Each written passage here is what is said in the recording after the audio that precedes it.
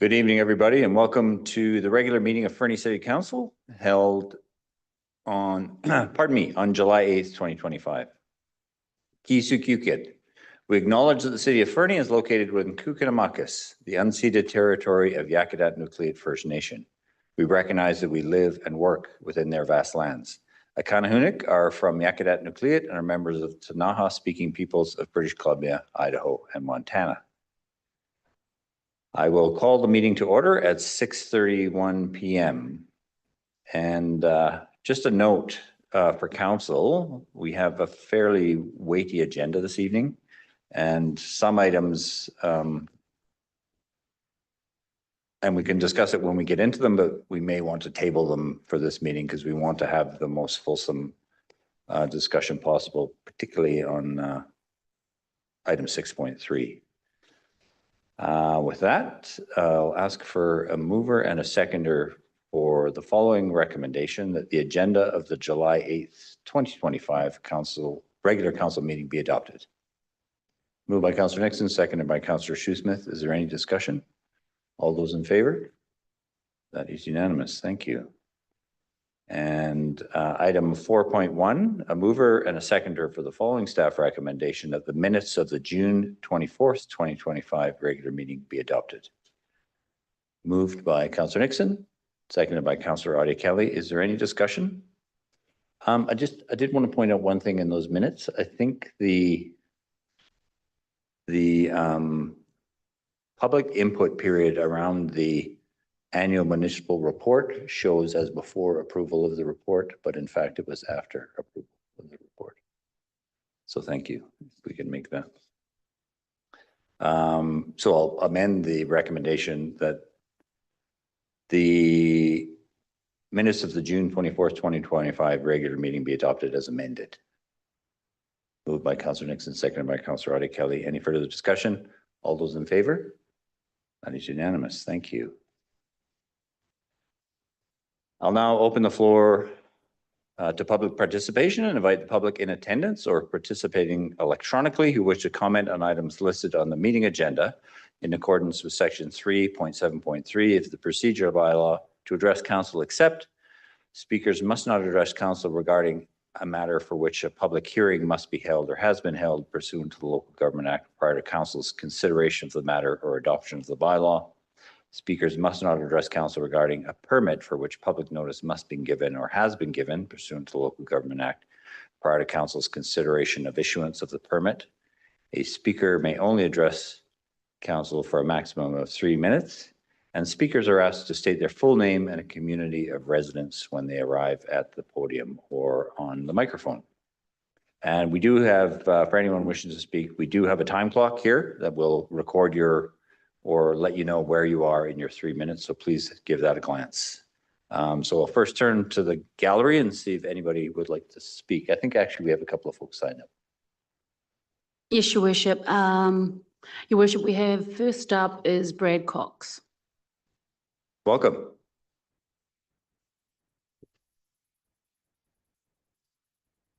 Hello, Council. Thank you. My name is Brad Cox. I'm a lifelong resident of Fernie and the Vice President of Fernie Minor Baseball. I'm here to speak on what agenda number is the baseball? It's included in item 6.3 on the fire hall. Okay, so yeah, 6.3, the impact that it's going to have on using the Cervello field for the fire hall. We're in our second year of bringing baseball back to Fernie, and we've averaged 150 children, which is quite an accomplishment. And we'd like to continue those numbers and possibly grow if that is possible. Removing that field without a plan to go forward is going to have a very negative impact on our growth.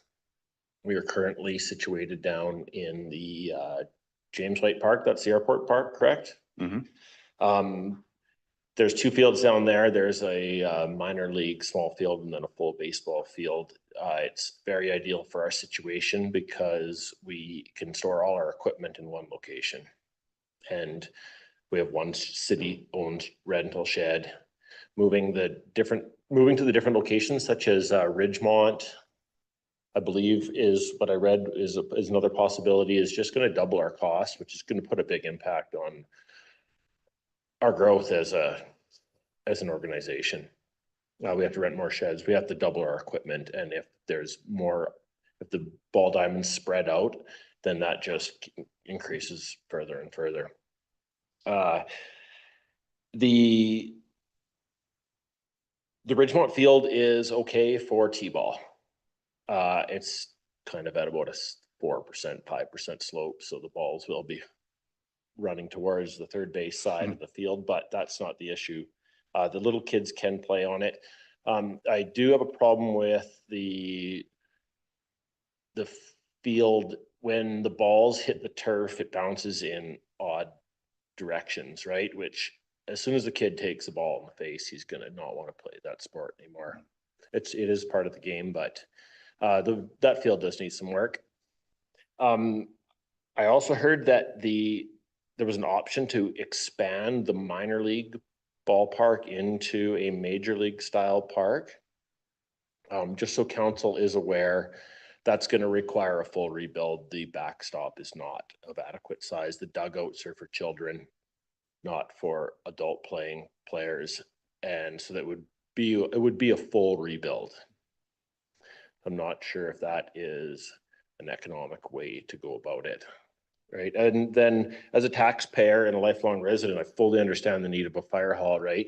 But I do struggle with tearing down infrastructure that's already there. It happens, right? It's going to happen to the outdoor skating rink. It's going to happen to the dirt jump park. It's going to happen to the ball field. Our taxes are high, and I don't want them to go at the rate they're going up. It's going to drive a lot of people out of the town. Thank you, Mr. Cox. Appreciate your feedback, and we will consider that feedback at item 6.3. All right. Thank you. Next, Your Worship, is Courtney Baker. Welcome. Oh, thank you. It's like being at work. My name is Courtney Baker, 952 6th Avenue. I'm here to speak to two items on the agenda today. First, with the Executive Director for Pride and our item that's underneath correspondence and request for in-kind. I just would really like to stress that we are grateful for the support that the city has always given us. This year, now more than ever, it seems like it's more important. I know it's outside of our normal request through the Heritage Canada grant. We did not apply for that grant this year. We were asking for the same level of support through in-kind services. This year, certainly we get the feedback, or I see the feedback. We do have increased online hate and homophobia and discrimination pressed against us. So I think really the municipality getting behind these visible signs of support for marginalized communities, in this case, the 2S LGBTQ+ community, is critical for the community, especially now. I mean, even today, there's comments about crosswalks and rainbow crosswalks and all these fun things and how bad they are. So it certainly is an underlying element that's in the community. The more visible support that the city can put towards it is very appreciated by residents and visitors, and goes a long way. Even though it only seems like a small token, it really impacts people when they are able to see a rainbow or see some colored lights or whatever it is. So thank you for considering that request. Okay, 1 minute and 40 seconds left. Moving on to the second one, purely as a citizen, I wanted to speak to the discretionary grants and the potential that they would possibly be removed from consideration as for going on, which was in the staff report, or the continuation of the discretionary grants. They're critical for small community groups. These $1,000 or $2,000 or $3,000 inputs really allow them to actually get projects done.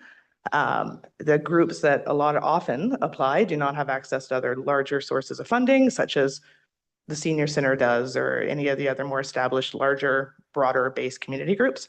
I know this year less than half was given out, partly because of the eligibility criteria, which is restrictive. So just when you're discussing this, I just would really like to stress the importance of the continuation, especially for these small groups like Kinder Gym, who need $1,500 to commit to complete a project that they wouldn't otherwise be able to do, or I don't know, trying to think, the Ghost Rider Adventure Camp and all these other groups that Not that they rely on it. I know that's not the point of the funding, but it really helps them meet their goals and keep the community vibrant and accessible, especially because the bulk of these programs are free to access and are barrier free as well for community members. So thank you. Just like to put that input in there. Thank you, Ms. Baker. I'll turn to Ms. Rhodes. Anybody online indicated a desire to speak? No, seeing none. We shall move on to item number 6 and the following staff recommendation. I'll need a mover and a seconder that council enter into committee of the whole. Moved by Councillor Ramadas, seconded by Councillor Audia Kelly. Bless you. Any discussion? All those in favor? That is unanimous. Thank you. We're now in committee of the whole. Take my jacket off accordingly.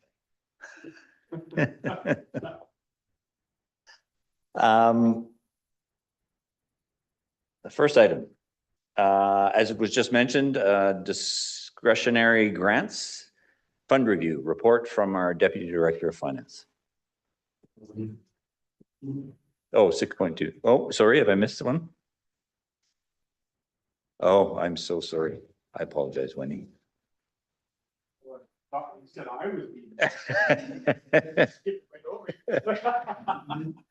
It is often difficult to follow the agenda as printed. That's my excuse and I'm sticking to it.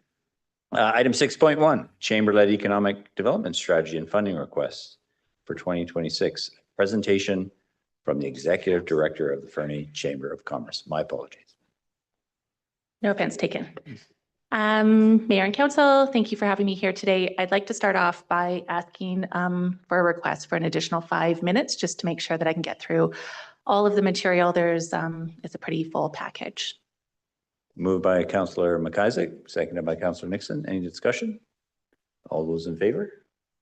You have an extra 5 minutes. Okay, appreciate that. Thank you. So again, Wendy McDougall from the Fernie Chamber of Commerce. So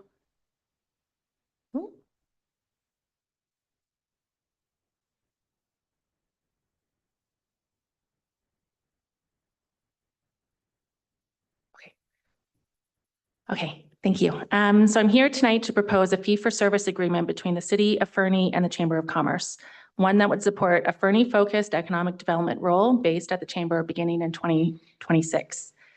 We've approached you in the past, somewhat last minute, so this time we're here proactively, well in advance of the budget process. Our proposal is a strategic and cost-effective way to deliver targeted, community-based economic development, driven by local needs, informed by business insight and coordinated by the city's broader goals. The Chamber is well positioned to lead this work. We already have relationships, we're connected to the business community, and we have a strategic capacity to move forward. This proposal is about formalizing a partnership, one that the city retains influence, the Chamber does the legwork, and the Fernie benefits from consistent, coordinated economic development year over year. So often we've been asked, what is economic development?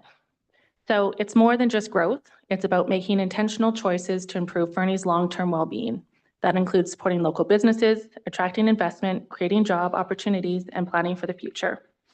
It helps us respond proactively to economic shifts like upswings in tourism, cyclical nature of natural resources, and sector diversification to reduce over-reliance on one sector. Local examples include the City of Fernie's new childcare facility, the base camp development, tourism events like this weekend's gravel grind, and new sector diversification in neighboring communities like Canal Flats, Kelowna, and Salmon Arm. These all build resilient, diverse economies for today and in the future. Having a designated economic development function is critical because this is often the work that gets pushed to the side of a desk and doesn't get prioritized. It's strategic, it's long-term work, and because it doesn't deliver immediate results, it often doesn't get the attention it deserves. That's part of why it's hard to explain. It's not flashy or reactive, it's forward-thinking, and the benefits show over time. A helpful way to think about this is like a marathon. You don't see results on day one, and you won't be ready after a week. But if you don't put in the work, when race day comes, you won't be ready.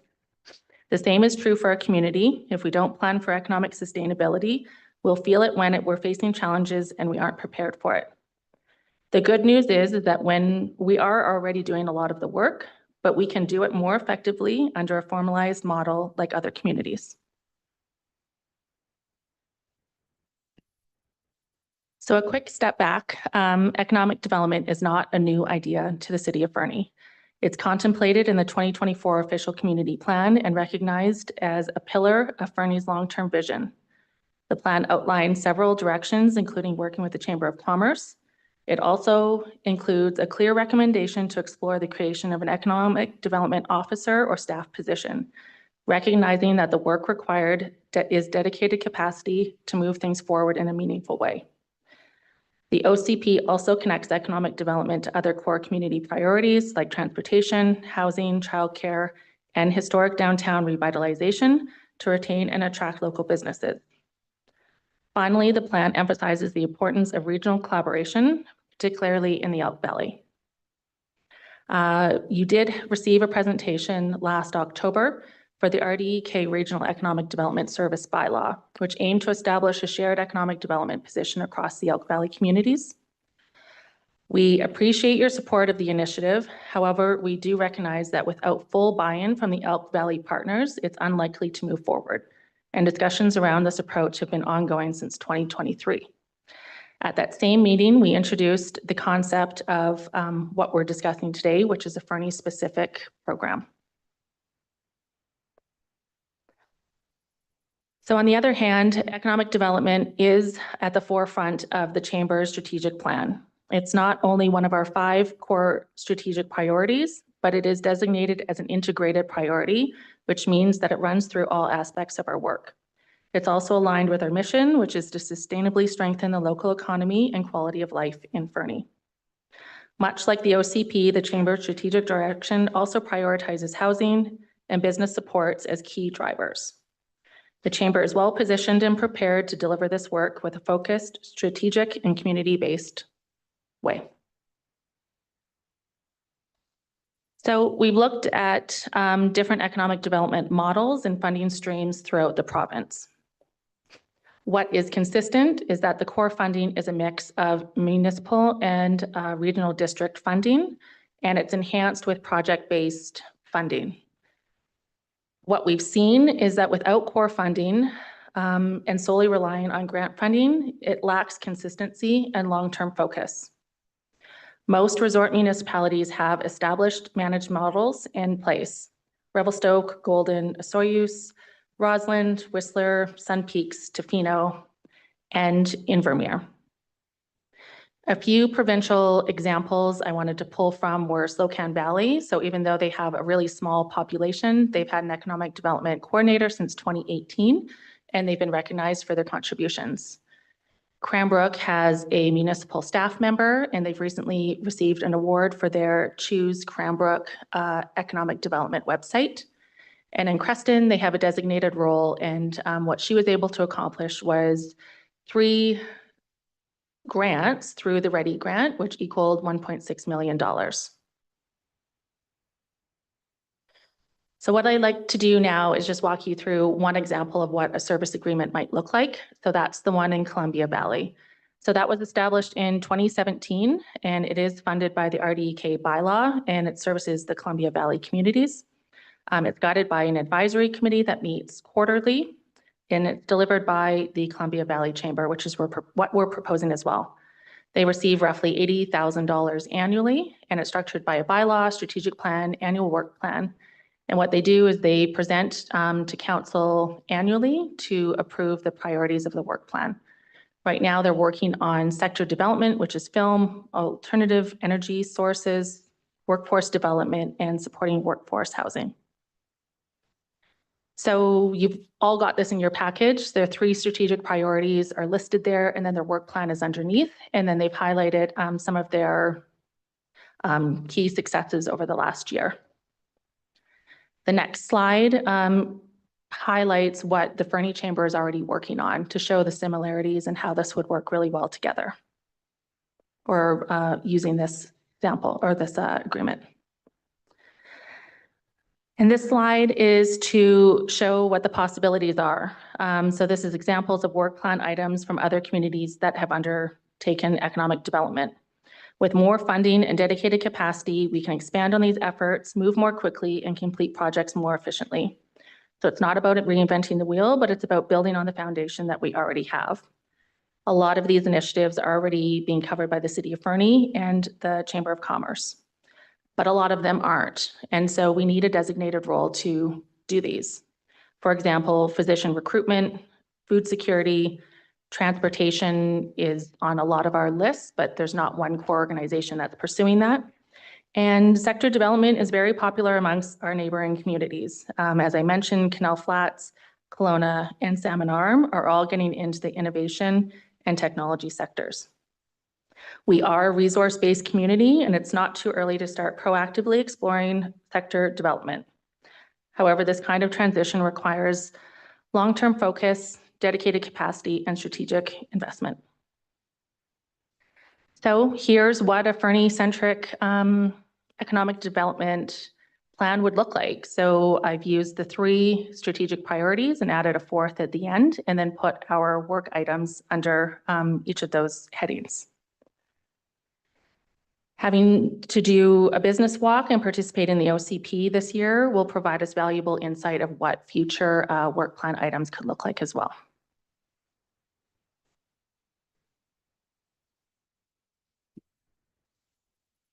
Okay, so here's the steps that would be required to put this into a service agreement. So present the strategic plan and the work plan, which we've done here today, but we're open to feedback and refinement by the advisory committee. Step 2 would be to form an advisory committee. So in our scenario, that would be made up of members of council, senior staff, and chamber board members. 3, the chamber is happy to draft a formal service agreement, relying on some examples from our neighbors. And once in place, the agreement would allow for quarterly check-ins and annual presentation to council to approve the work plan prioritization. All of this, of course, is subject to securing multi-year funding and support, which is why we're here tonight. So why the chamber is the best to lead this work? We're already doing a lot of this work. We're connected with people, we advocate for businesses, we're building partnerships and responding to economic changes. What we're missing is the capacity to fully focus and expand these efforts. That's where the service agreement would make a real difference. We're neutral, unbiased, business-friendly organization able to work across sectors while advocating for the broader community. And economic development would be our primary focus, not one of many. We have a strong track record from transitioning out of co-working, less hands-on involvement in events like Grizz Days, and our current participation in the visitor center transition shows that we can do complex community challenges and deliver results.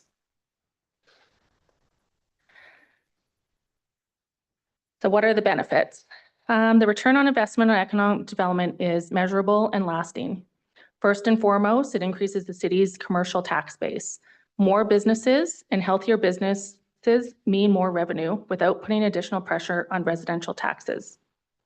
There are only so many expenses in the budget that can be reduced without affecting service levels, so let us help you increase the revenue side of the equation. It also supports many of the city's strategic priorities found in the OCP, like housing and revitalization of downtown. The work will help retain jobs, attract new residents, and strengthen the overall economy, all things that benefit Fernie's livability and resilience, which is part of Council's strategic plan. It also ensures that City has timely, accurate business data gathered through business walks and direct engagement to help guide further decisions and prioritize economic development.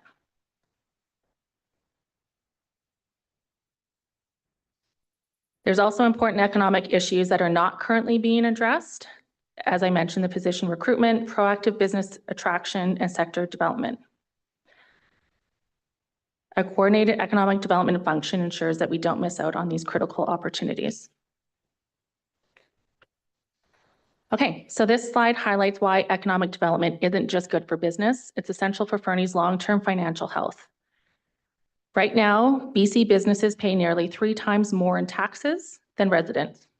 When we grow the business base, we help spread the tax load more evenly, which reduces pressures on homeowners. Attracting and retaining businesses increase revenue without raising rates.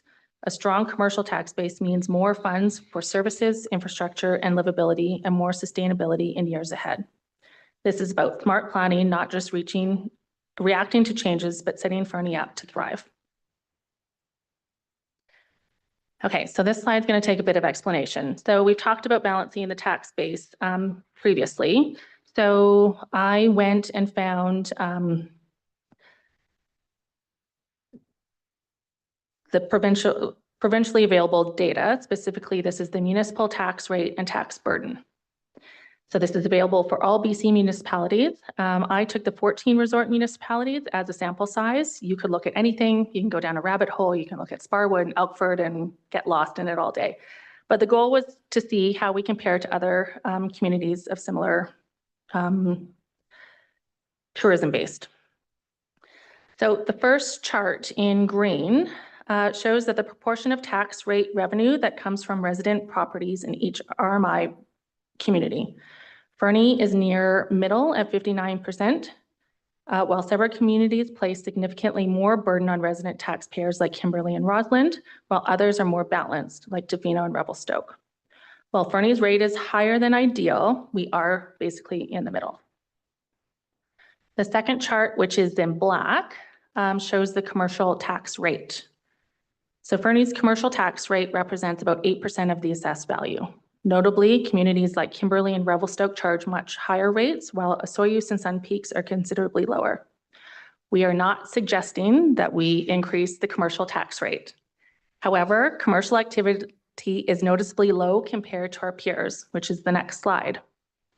So in blue, this shows that Fernie's business class contributes only 15% of total municipal tax revenue, which is low compared to our peers. Other resorts like Tofino are at 48%, Revelstoke's at 39%, Ucluelet at 37%, and Golden at 35%. This makes a significant difference when businesses pay almost 3 times what residents do. So there's a lot you could take away from these, but what we're trying to say is that the Fernie commercial sector is underdeveloped relative to its peers. Increasing the number and the value of commercial properties would help shift the tax burden off residents, taxpayers. A strong business community would diversify the local tax base, increase revenue, and improve municipal financial resilience, all of which are key to economic development. As I said, this is just a snapshot. A dedicated economic development role working in collaboration with the city could take a much deeper dive, identifying the right opportunities, attracting the right types of businesses, and help balancing the tax base over time. So that's a lot of information. I'm not sure if I did do that in my allotted time or not.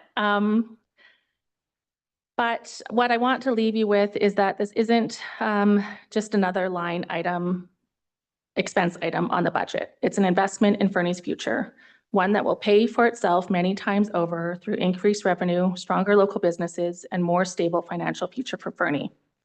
If not now, when? The role was identified in 2014 in the OCP, but actions have continuously been delayed by previous council, and Fernie can't afford to wait any longer. The Chamber is now well positioned to lead this work. We already have the relationships, the business insight, and the strategic capacity. That's why we're proposing a fee-for-service model here today. We can deliver targeted, community-based economic development on behalf of the city in coordination in an effective way. Thank you. Thank you, Ms. McDougall. Questions from council? Observations? I have a couple. The statement that Fernie's business sector is underbuilt compared to similar towns. Can you provide me an example of what that looks like? And so if we were, so what is the comparator community and how would Fernie be different? So on that chart, it's the blue one. It's basically showing that only 15% of our commercial tax is coming, the overall tax is coming from commercial businesses. If we had more, we could grow. We see closed businesses on Main Street, and we haven't done a lot of sector diversification like other ones have. This presentation sort of afforded me the opportunity to look into some of them, and Canal Flats is a really great example of being forced to look for alternative sectors. So when the mill closed, they had to look to diversify and be reactive. We had the opportunity to think about that ahead of time. We're heavily reliant on the mine, and part of our taxation does come from the mine share tax. If that were to go away, we'd be in a real problem. Yeah. Oh, thank you. No, I just needed some clarification about what exactly that meant. Yeah, we haven't seen a lot of growth or new businesses. I think we've used the example before when they built the big Komatsu in Sparwood. We didn't put a bid in for that. We're not actively doing business attraction. So I get phone calls. Somebody would like to open a laundromat. We don't have a commercial hub that shows what commercial space we have available, where it could go. I think we've all been contacted by a baker in town that would like to set up, but we don't have the resources to help them. And recently we've been approached by a business in town that's a chain that would like to make a case to expand, but we don't have the data to support that business. Thank you. Councillor Ramada. Thanks, Your Worship. This is a comprehensive presentation. Thanks for this. Lots of good information. I just was wondering, where did this $60,000 ask come from? Like, is there a reason why you are asking for that specific amount? Yeah, so that would partially fund a role. So we're not asking for the full funding. The other portion would come from the chamber. So it is, you would get a full value of somebody for less cost. So we are willing to take on part of that. Further? Yes, Your Worship. Thank you. That's good context here, Wendy. Another question I had was, I understand there were a lot of examples here from other communities. Can you just paint a picture of, some other community where they actually went intentionally with economic development? After the fact, what was the level of economic development that happened in that town versus previous? Like, is there a before and after scenario that you have here? Not that one that I could think about. Revelstoke comes to mind for me. They do have an organization. I think they've got 4 employees there. So we're not significantly different in size, but we've seen them grow and be a bit more proactive about that growth and thoughtfulness in it. We do economic development. I don't want to come here and say that we're not doing it, but if you think of some of the items that have happened, they're a bit, they're inbound rather than being proactive. So the childcare is amazing, and that's definitely something that we needed. But we probably need a long-term stay hotel. We're not proactively saying, here's a plot of land, we'll take expressions of interest. What could you put there? Places like Squamish are doing that. So they've got a plot of land and they're taking bids for it, and they'll pick the best one. And your Columbia Valley example, do they have sort of an ROI from their work? Have they been able to sort of express the value that they brought to the Columbia Valley? They do. They've done a newsletter recently, and they've got some statistics in that, and I'd be happy to share that. Yeah, please. Thank you. It's a really hard thing to explain, but it's so important because it's very long-term focused, and it's not like opening a store and the markup on a retail item. It's hard to articulate that, but you can tell in communities where they've been thoughtful in it and managed it well. Yeah, thank you.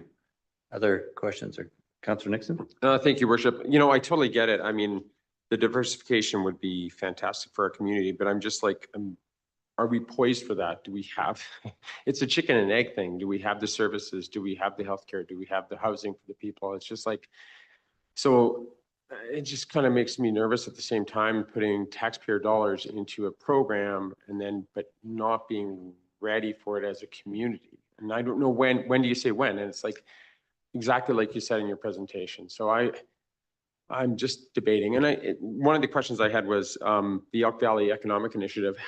Is that, the status of that is still going and stuff like that as well? It's like, do we? It is. Yeah. I would say that's a good example of relying on grant funding and not having that core funding. So we kind of jump from grant to grant and do ad hoc projects. Whereas this base funding would allow us to take a 30,000 view and say, what do we need to do? It is a really core function that I think every municipality should have. And whether it's housed at the chamber or somewhere else. So Creston's another example. They awarded it to Kootenai Employment Services. It could go there too, or it could go to the chamber, or it could be a municipal staff member. What we're offering at this fee for service is to share the cost in that, and it would be a lot less than hiring another staff member. But it is important enough that we've seen it get pushed to the side of a desk enough times. Further? Thank you. Councillor Ravenous. Thanks, Your Oh. Worship. I apologize. Councillor Audie Kelly, I jumped the queue. I apologize. No worries, Your Worship. I just wanted to lend a little bit of support to what Councillor Nixon was saying, because I was thinking along those lines as well, and also our strategic priority renewal and the discussions that we've been having around that, you know, the mentions of, well, we have this plot of land. Well, we haven't gotten that far. So I think we have to do some building blocks in some ways. Thank you. Councillor Ravenous and then Councillor Shoesmith. Thanks, Your Worship. I just wanted to, like, you're almost teaching the choir here, Wendy. Like, we all get it. Like, economic development is important. I think in many of our own conversations at the council table, we have identified it as a priority. Maybe it is not formally documented somewhere. We get what you're saying. I think at the end of the day, two things come to my mind that we need to figure out collectively here. One is, what's the capacity to absorb this type of function, be it within the city or in the community? And the second thing is the elephant in the room. Where do we find that $60,000? If we support this, it has to come at the cost of something else, and that we need to figure out.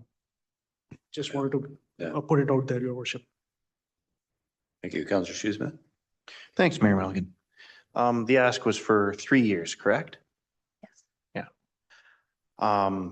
Yeah, I'm also of two minds on this here, being a little business fellow myself.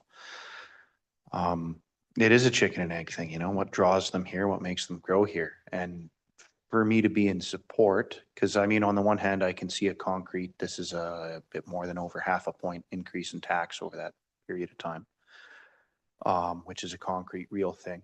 You know, I've got to see the tangible concrete benefits of that as well, you know, like exactly how will this translate into somebody who otherwise wouldn't have started a business and hiring people doing that, or, you know, bringing an existing business in, like concretely, because I don't want to look back at the end of the 3 years here and say, so we've created a position for somebody and they've taken our money and nothing's come out of it. I mean, I don't think anybody likes that. So I in principle, I kind of like it, but I do need to kind of have a clearer understanding of exactly how this will translate into new or more business. Councillor McIsaac. Thank you, Worship. I guess I'd like to speak in favor, and speaking more specifically to Councillor Nixon's point, that I think one of the big advantages of economic development is not only can it identify the opportunity in advance, but it can identify the shortcomings in advance. You know, we've recently had a proposal come to this table where we had a shortfall in our community that will prevent that proposal as it was presented from going forward, that we were unaware of. So we can't do too many of those. That will become a problem for investment in our community. So I think that's a big advantage here of having somebody whose job it is to do the forward look for the opportunity and at the same time identifying the necessities that the community needs to provide in order to take advantage of those. We have a very thin bench here. We don't have anybody who's got a corner of their desk free to do this. So I think the chamber is well positioned to do it. I think this is a good opportunity. Having said that, I do have a question for Ms. McDougall, and that is, at the end of 3 years, what would you regard as a measure of success? If you want to renew it for another 3 years. That's a fair answer, actually. I think 3 years is a good amount of time to see how we're doing. Columbia Valley started theirs in 2017 and it continuously gets renewed. And they're now looking at sector development in film. That's not probably how they started out, but they've kind of tackled those immediate challenges first, and now they can get to the next ones. Without this position, I'm worried we're not going to get to those next ones and we're going to be in dire straits. And just to go back a bit to Councillor Adia Kelly, I don't think we're going to start off with an expression of interest, but that's somewhere we could get to. And by creating this advisory committee, the priorities will be set by council and senior staff and the chamber. And those are the things that we're going to work on. But we're never going to get to that state or look at the land inventory unless we create capacity and time to do that. Councillor Hamilton? Thank you, Your Worship. I had a bunch of thoughts and questions that have kind of already been asked, but I do want to go back to Councillor McIsaac's question about, how do we define success in 3 years' time? Because as I've heard from my fellow councillors, there is a bit of gun shyness is maybe not quite the right expression, but investing in a program that just becomes a perpetual money draw without knowing what the results that we're getting from. So I am a little bit challenged to support this without having kind of a clear goal for that 3-year timeline that isn't just putting more money into it. Having said all that, I also know that we're not going to do anything if we don't invest in it. And, if we're happy with the current state of the commercial sector, the industrial sector in our community, then let's just keep doing what we've been doing. But if we want to see it grow, if we want to see new revenue streams as a municipality from increased tax base, we need to figure out how we can invest into growing that. It's not just going to happen on its own. So I'm not sure if you have a more concrete answer to the first question. But that is something that I would really want to see. And just because we set ourselves a goal doesn't mean we need to attain it. Shoot for the stars, land on the moon. It's still a great outcome, sort of thing. But if we don't go in with clear goals, with clear KPIs or whatever other business moniker acronym we want to use, we're not going to achieve anything. Yeah, I think that's where the work plan comes into play, and KPIs and benchmarks and quarterly check-ins to see how we're doing. I see it kind of as a job interview. We're asking you to hire us and it's our performance review at the end of the year. So how do we measure up? That's why we're proposing a collaboration. And I think the advisory committee could work very well, because then we're all working on it. And if we don't see progress somewhere, then we pivot or, yeah. Yeah. Thank you, Ms. McDougall. There's a few more councillors in the queue here, but I just a clarifying question. I think it's contextually important, and I think reflecting on an earlier comment Councillor Ramirez made, this is an ask to consider this for the 2026 budget. And so it's not an ask to endorse it today. It's an ask that it be on the table and be considered amongst all the other priorities that we will discuss during our 2026 budget deliberations. Is that correct? That's correct. Okay. We'd love an answer sooner and we could start working on an agreement and be ready to hit the ground running in 2026. But yeah, that is correct. Thank you. I just wanted to ensure that was clear. Councillor Shoesmith. Thanks, Mayor Milligan. I actually just wanted to let you know that Councillor Hamilton had his hand up was all. But seeing as you've called on me, this is something I am broadly in favor of, but I would like some more concrete meat on the bones here kind of thing before I proceed. So yeah, if I'm still in one of these chairs in 3 years' time or 4 years' time, I guess it would be, I definitely have some harder questions about like, what did we do? But thank you. Councillor Ramirez. Thanks, Your Worship. That was the context behind my earlier question, Wendy, when I said there was like in some of these communities, there was an intentional program put in place. How much of the economic development happened afterwards was just natural course of growth in those communities versus how much did this program itself provide? Like that will be a look back for us. Like we don't have to wait for next 3 years to see the outcome of this program. If there is some kind of a data validation coming from another town, that would be helpful for our own understanding. So we don't have to wait for another 3 years for this program to proceed. You know So an example would be in Columbia Valley, they've created the Columbia Valley Housing Society. So they saw housing as a need, and through this group, they created a society to pursue housing needs in their own community. That came directly out of this group, and the economic development officer, Teresa, is leading that work with the executive director at the chamber. So that's one example. Yeah. I think depending on what the work plan is, you'll see it happened or it didn't happen, depending on what we send. But I can go away and find some KPIs or how you would measure the success at the end of the terms that would form part of the agreement. We'll do that anyways. Thank you. Councillor Ida Kelly. Thanks, Your Worship. Yeah, same for me. I was just wondering if you came across anything like example, yes, Cranbrook won an award for their Choose Cranbrook website, but did they bring any business to town? What % did they increase their business tax revenue by? Are there examples like that you've ran across at all?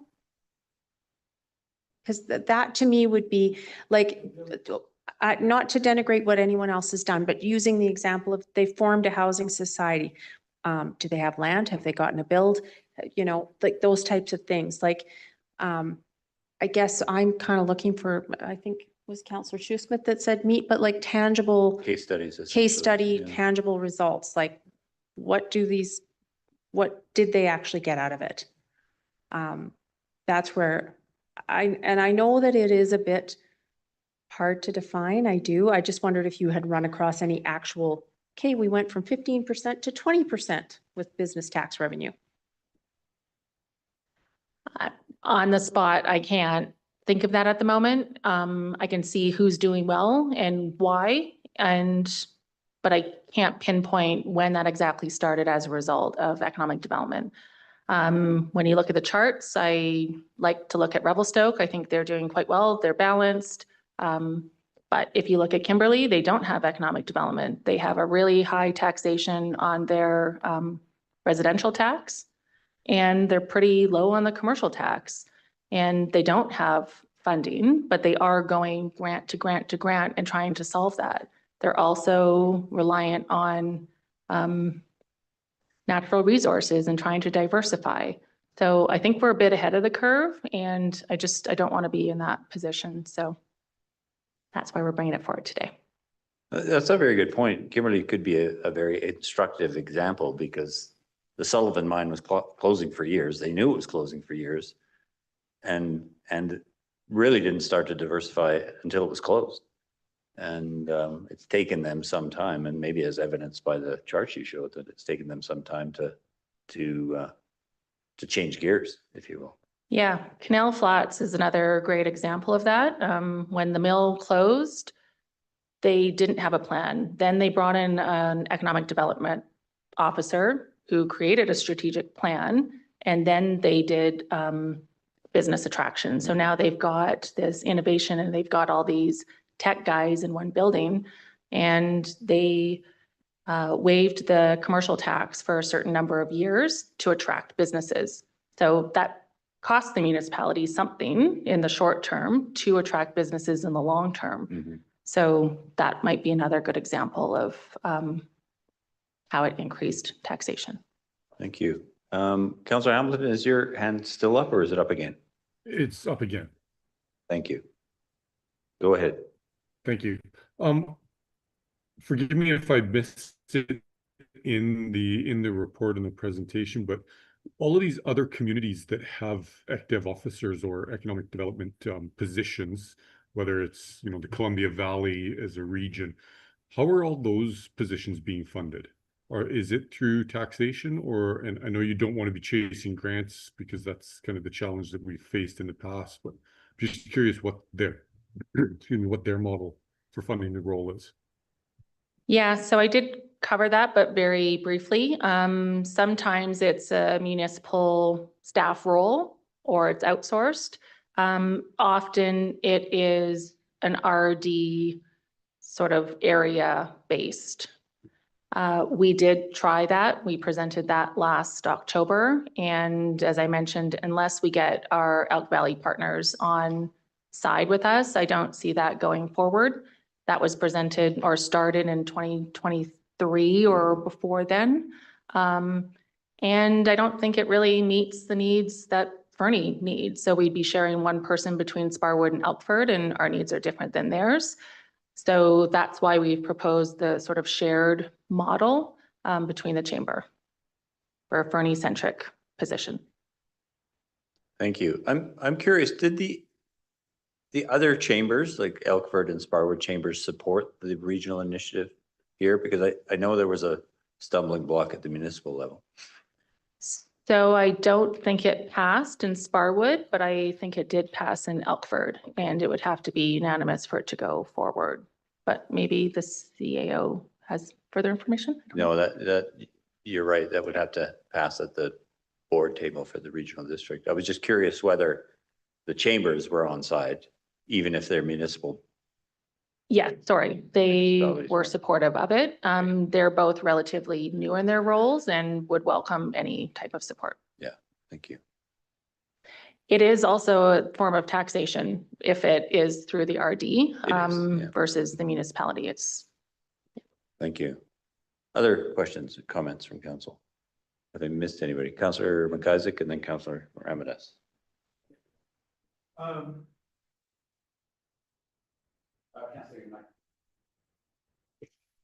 Good thing I had a long pause there and started talking. Thank you. It is interesting. I was just thinking about your story with your worship with what happened in Kimberley, and it is another good example of how difficult it is to get communities to invest until they have no other choice. And it is interesting too in economic development that, you know, the results are often revealed in the absence as opposed to the presence. I was thinking of that quote from, I think it's John Wanamaker about marketing, spending that he knew 50% of his marketing dollars are wasted. He just didn't know which 50%. And I feel it's a little bit like that with economic development too. The investment, it's very difficult to tell what's being successful at the time, but you know that what's not being successful if you're not investing in it. My question for Ms. McDougall was, you mentioned that as a collaboration between the city and the chamber, and I'm wondering, for the investment on the chamber side, are you looking to grants or are your members believers? Are they financially committed to supporting this role?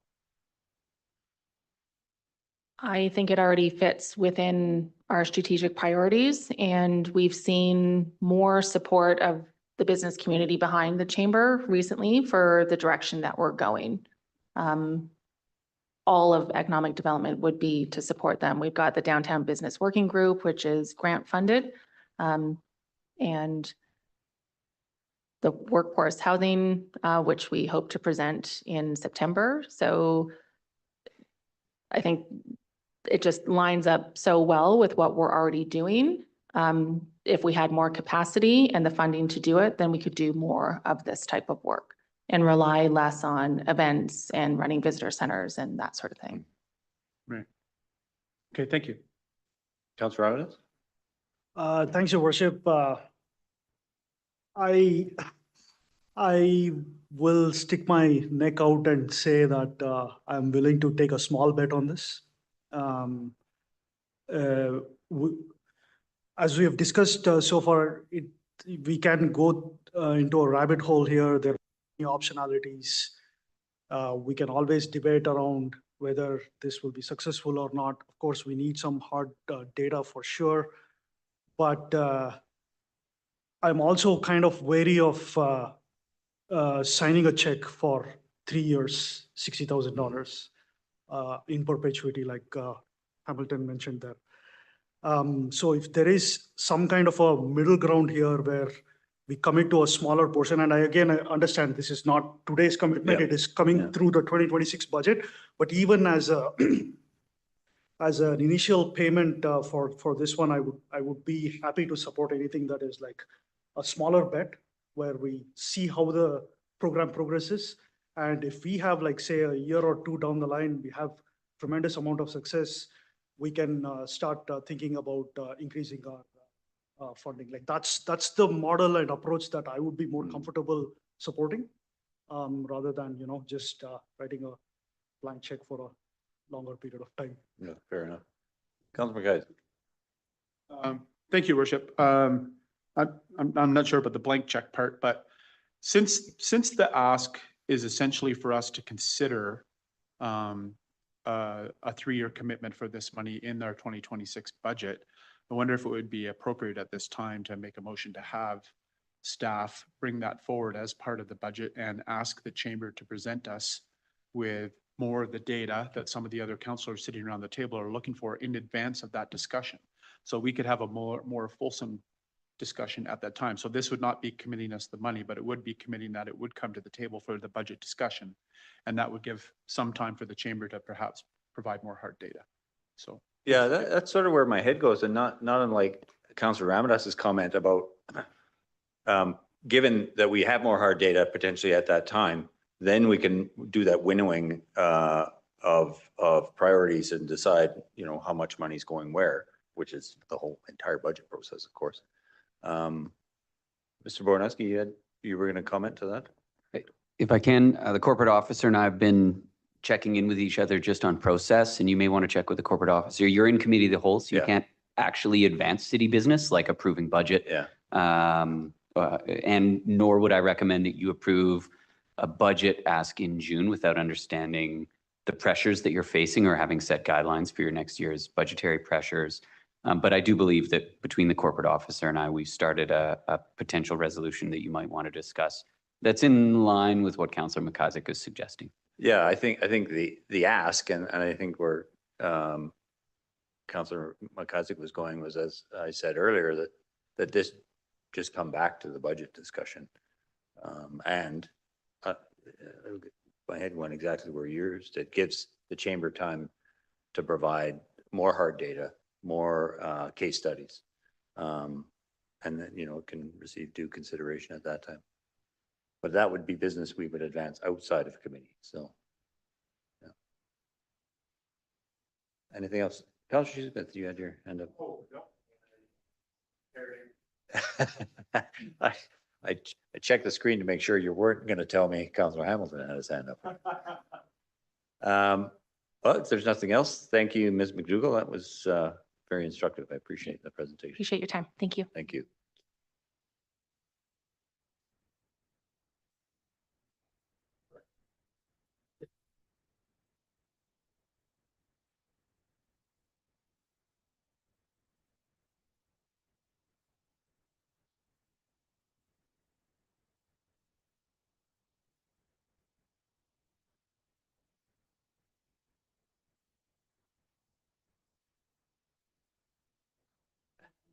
Yeah, please, if we can hear what, We're all on the Yeah. same page. So the optional recommendation for committee consideration is that committee directs staff to work with the Fernie Chamber of Commerce to prepare a proposal for consideration by council as part of the initial 2026 budget discussion this fall. my immediate reaction to that, the way it's written, is that I would just like staff to create space for this in the budget discussion, and that, you forgive me, the work in terms of the background work comes from the chamber. So the way you phrased it, I think direct staff to work with the chamber. I think staff be better prepared to receive information from the chamber that would inform the discussion at the budget table.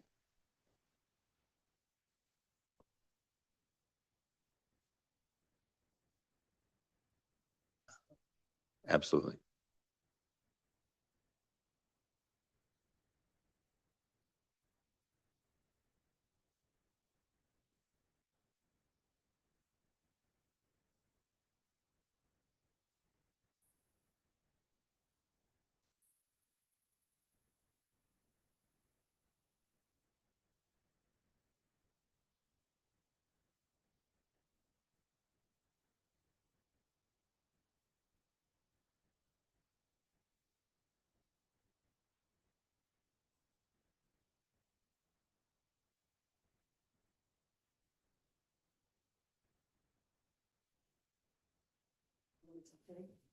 Please. That committee directs staff to include information from the Fernie Chamber of Commerce to prepare a proposal for consideration by council as part of the initial 2026 budget discussion this fall. Does that read well? That committee directs staff to receive information from the Fernie Chamber of Commerce. Yeah, I think Yeah. that works. Yeah. Okay. Sorry? What about creating space? Yeah, if they receive information as part of the budget discussion, yeah. Yeah. No, good question. Good clarification. Moved by Councillor McIsaac. Oh, So, Councillor sorry, Hamilton. Worship. Can you just get Ms. McAwee to put that in the chat? It was cutting in and out as she was reading it.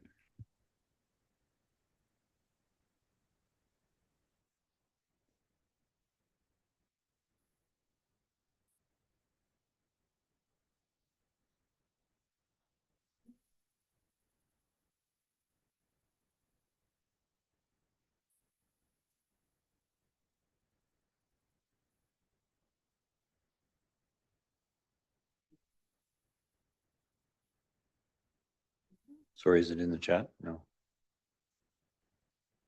Oh, you sent it to him. Okay.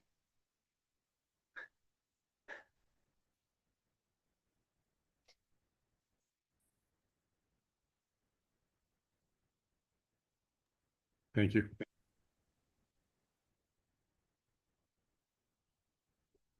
Any further discussion? Do we have a mover and a second moved by Councillor McIsaac, Councillor Nixon? Any further discussion? All those in favor? That is unanimous. Thank you.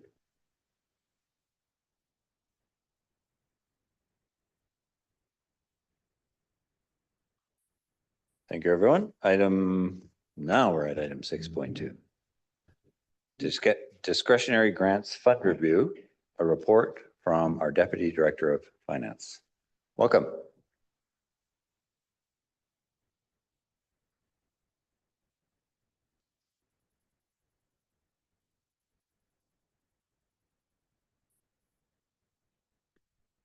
Good evening, Mayor and Council. I don't have a slideshow to accompany my discretionary grants report this evening, but I'd like to take this opportunity to encourage some consideration on the purpose and effectiveness of the city's current discretionary grant program.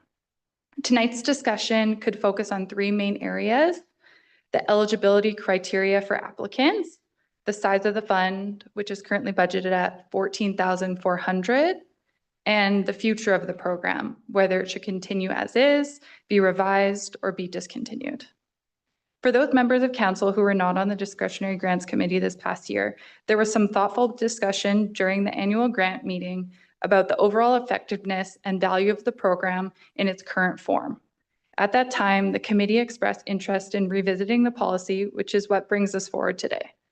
Your feedback this evening will help guide the next steps, whether that involves refining the existing policy, adjusting the fund allocation, or evaluating whether the program should continue. I'm happy to support the discussion and answer any questions you may have about the program. Thank you. Thank you, Ms. Mullen. Initial thoughts from council. Turn to anyone who may already be on the committee. Councillor Adia Kelly. Your worship, I've been on the committee the last, well, since I've been a councillor. One of the things that we did come up with was looking at 2 intakes. But hearing our speaker and the importance, I hesitate to use up a lot of staff's time because I know, everybody's really pressed, but maybe we do need a little more input. Maybe the eligibility criteria could be changed, and maybe some feedback about that. I don't know how difficult it would be to even put it up on Let's Talk or something like that, just to get a little bit more of a sense.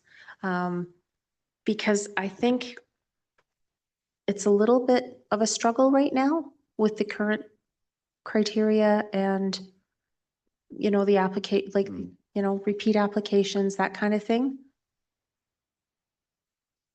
Yeah, I think there's thank you, Councillor. There's a sort of a general misconception in the community that if you've applied once, you can't apply again. I know there is criteria that, and you forgive me because I can't remember exactly what it says from the report, but it limits applications in terms of reapplying, but it doesn't eliminate that possibility. And I wonder if there's maybe a revision due that makes it a bit more plain language and helps people understand is that what it says? Yeah. And It says twice in a 5-year period. thank you, Councillor. And do we have a sense why we're getting fewer eligible applicants? Is that because of the selection criteria, or is it because there are fewer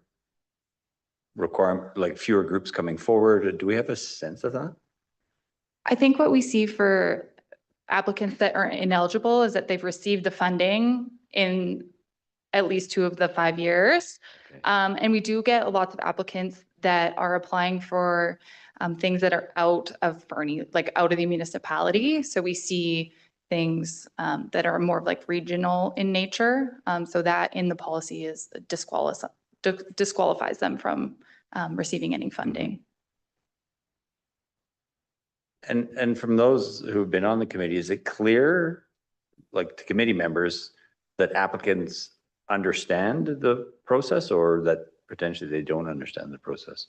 Councillor Ramanas and Councillor McIsaac. Sorry, Your Worship, my experience has been entirely different from what Councillor is saying here. Like I thought it was okay. I mean, it's can you elaborate like what you mean by those 2 different types of intakes?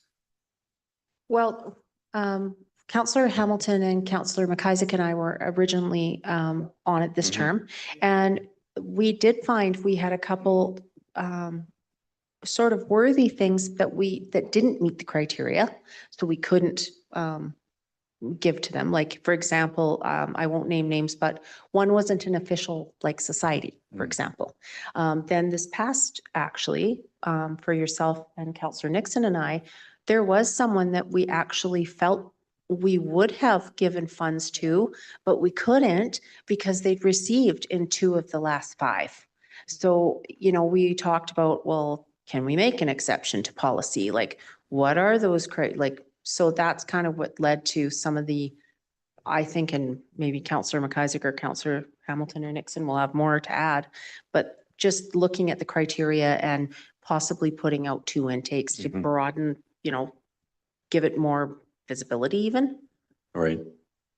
Councillor McIsaac. Thank you, Worship. If you'll allow, I'd like to give some of the context from the early days of this, when we started putting the policy together, is why some of those decisions were made, which is not a suggestion that we shouldn't change them at all, just that how those decisions came about.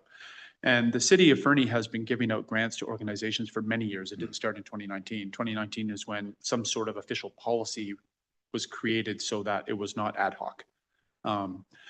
One of the concerns at the time was that there were organizations that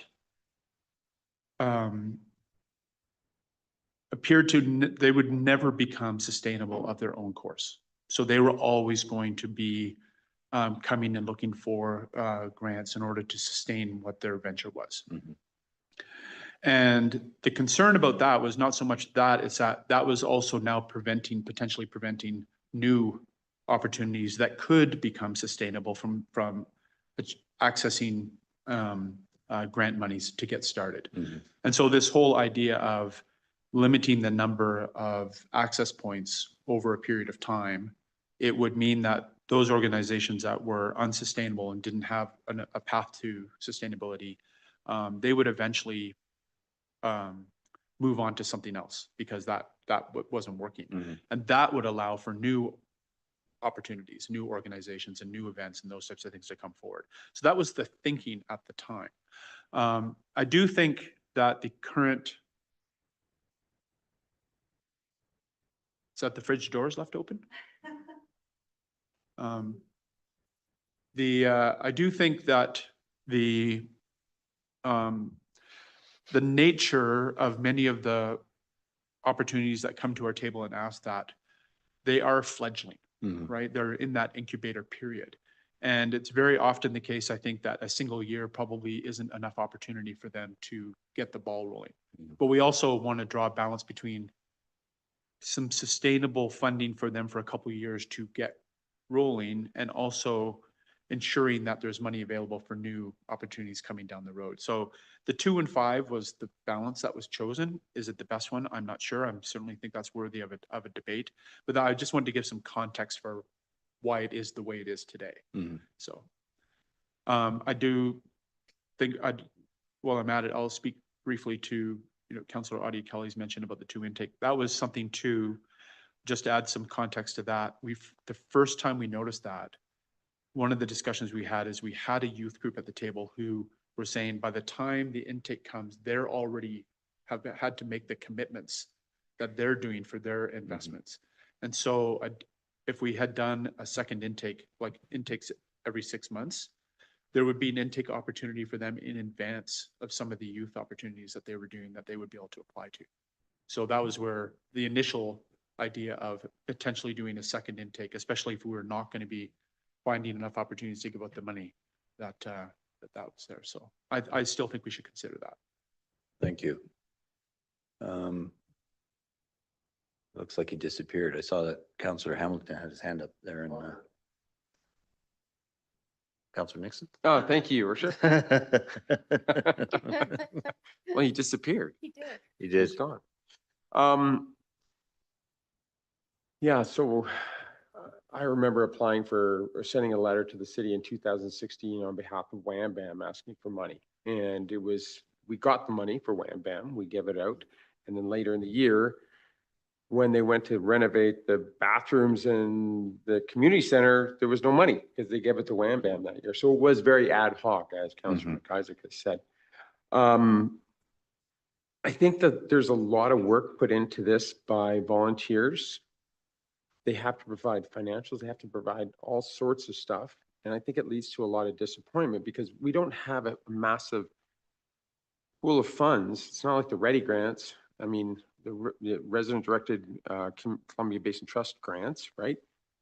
And so I'm hesitant to, and I hear Ms. Baker's comments as well, about the $250 means something for somebody, right? But it's just like, I always wonder, maybe perhaps we could fold it into the CBT Ready grants. And I mean, like the idea of the 2 intakes as well, but $2,000 worth of staff time to run this program for $14,000 worth of grants is not, I'm not sure how effective that is, you know, and if there was a way, because the CBT does pay for our staff time for the grants, if I'm correct, for our grant time, our staff time for the grants, I believe. It would be an interesting alternative to do that as well. So I don't know. I'm waiting for more information. Thank you. Councillor Shoesmith? Thanks, Mayor Milligan. Yeah, just as you were starting to speak, my mind was going the same place you went with that. I think seeing as we already have a whole setup where we're here doing the grant thing, I mean, having it happen again for another amount feels to me like we should just take the efficiency of doing it once, roll it into the other process. Even if it is a separate stream or a separate, it'd be nice to take care of it at the same time or just roll it in with that, I would think. Yeah, in terms of, yeah, having us gathered and I think it would help us all better understand this stream. I don't disagree with that. I think combining the two is not a bad idea. Councillor Ramirez. Thanks, Your Worship. To be clear, that $2,000 is probably not cash expense. It's just staff's time, right? We are not spending $2,000 to run the program. It's no. No, that is staff time. It is staff time. Where I was going with this, Your Worship, is I understand, you know, there's some synergies that you can get by combining it with the Ready grant program. But a part of me also believes that this was all developed for a reason, and there are going to be user groups that might be looking at it as a source of funding for them. So why try fixing when it is not broken? So I would just leave it as it is. Continue with Ready grant also, even that's a phenomenal program, and just run with it.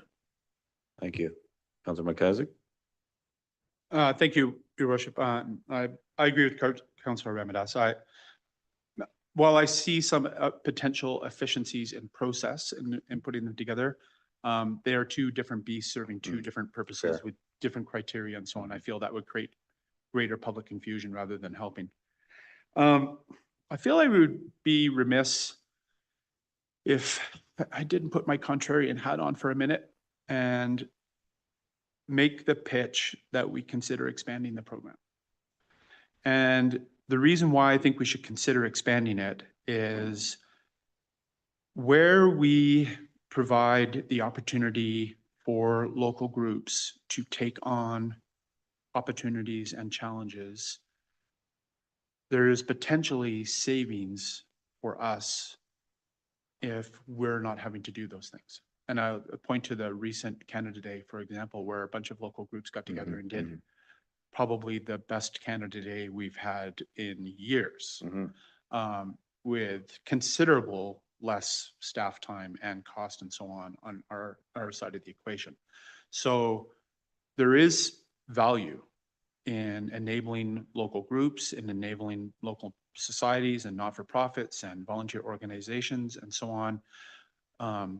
This seed capital, which it may be the only thing that a new organization has access to, can be that thing that gets them rolling.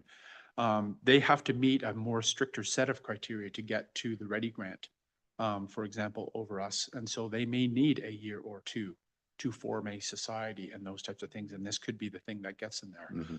There is, again, and much like economic development discussion earlier, it is often difficult to know what the benefit is until it arrives.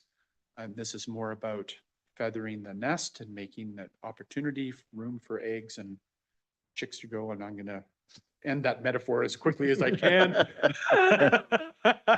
But if you see what I'm saying, I think well, I recognize, you know, that we have a lot of very frugal challenges and choices ahead of us.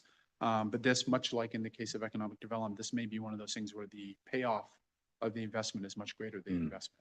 So it's just something for us to consider as we're looking forward at this. Thank you. Councillor O'Kelly? Thanks, Your Worship. So kind of going down a little bit of the road Councillor McIsaac went down earlier. So if you look at the table that our finance gave us, we gave out all the money in 23, half the money Mhm. in 24, and 3/4 of the money last year. So have we maybe not communicated the criteria well? Hmm. Maybe, maybe our communication could be a little bit better before the grant, the grants are open. Here's the criteria, the deadline is this, just to give, and then maybe more groups would put in. Because one of the good examples was out of the area, right? Well, we can't. Yeah. Even if we thought it was fabulous, it doesn't meet our policy. Can there be a mechanism for an exception request? Like, let's say someone did get money 2 out of the 5 years. Can we have an exception request that we bring to the rest of council and say, hey, we know they got money, but they have this new avenue and maybe we want to fund it. Like those types of things, like maybe we're not sharing, maybe it's not broadly known. Maybe that's the problem. I don't know. Yeah, I suspect there's some truth in that, and trying to sort of synergize what I'm hearing here. I tend to agree with Councillor Ramadas on the if it ain't broke, don't fix it. But given the decline, it's potentially not broken, but there's potentially a gap. And I guess I don't know enough history of at least personally, organizations. Councillor Nixon pointed to one event that has, continuing and continues again this year, that saw some success arise out of these funds. So I'm hesitant to make any changes at this juncture without sort of having that a level of background there. Councillor McIsaac. Thank you, Your Worship. A comment about the criteria thing that I wanted to make after I was reading through it is, I do think that there are potentially a couple tweaks to the criteria that we could make if we're of a like mind sort of philosophically about it. Like one of the examples, like in 3, where it says the City of Fernie grant should not be considered as the primary source of funding for the organization. I honestly think we should consider striking that. I think for startup organizations in our community, we may be the funding of last resort, and I think that should be the opportunity. There may be a bunch of small groups out there that particular clause is preventing them from coming forward because they don't actually have another funding source, right? Yeah. So there's a couple potential tweaks like that, which that combined with perhaps a better communication, outward communication about what our hopes and desires are from that fund would help. So I don't know if we want to start wordsmithing and working on that now, but I don't think so. But I think a few tweaks like that could make a difference. Yeah. Councillor Shoesmith and then Councillor Nixon. Thanks, Mayor Milligan. Thank you, Councillor Nixon. I find myself slipping more into the Milligan Ramadas idea here that maybe we just kind of don't fix what ain't broke. If there's a procedural change or something that would make it better. I haven't been through the thing, so I wouldn't know, but that would be nice. But other than that, I think we should just let it keep trucking. Thank you. Councillor Nixon, then Councillor Hamilton. Thank you, Your Worship. So, I mean, at the end of our session that we had here on discretionary grants, the reason why you're here is because we had major questions about it.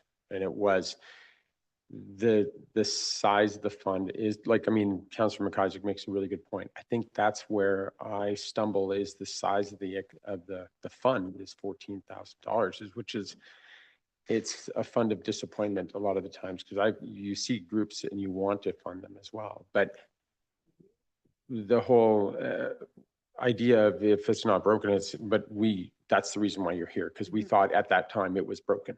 So thank you for the report. Yeah, we did. Yeah. So, no, I appreciate that context. Thank you. Yeah. And not having worked with it intimately, as those on that committee have, I don't have a sense of that really. Councillor Hamilton. Thank you. Apologies for dropping off there earlier. I had my hand up earlier just to add some context, but what I could hear through the breaking up was Councillor McIsaac hit the points I want to make. Having said that, you know, I do also wonder if, you know, it's not broken per se, but there are tweaks that need to be made.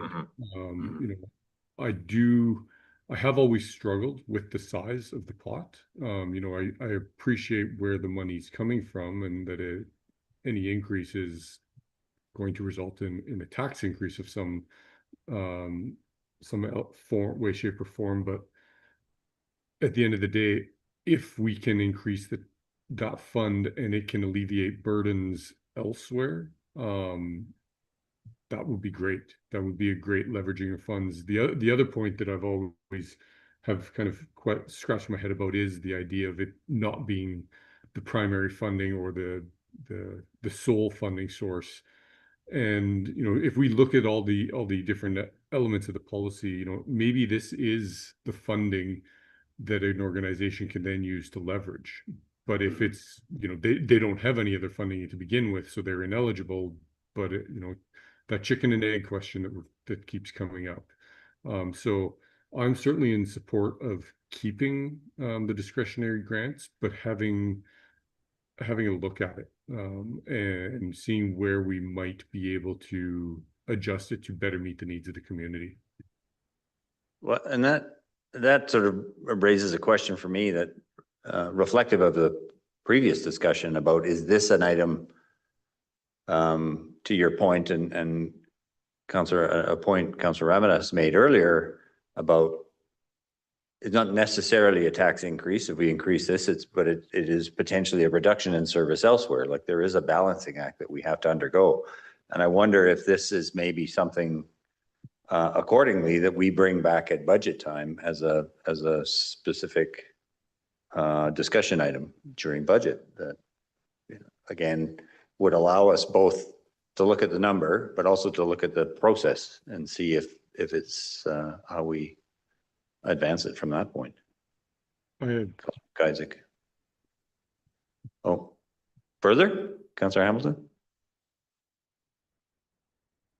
I agree wholeheartedly with that notion, and you know, as part of that, getting community feedback, you know, getting public input on, is this the way that you want to see us proceed with your tax dollars? Is, you know, we will invest in community groups that are going to help you with maybe not necessarily the day-to-day services, but a lot of perhaps maybe the more social services that have kind of fallen into the city's lap to deal with, but really aren't in our wheelhouse, so to speak, to be dealing with.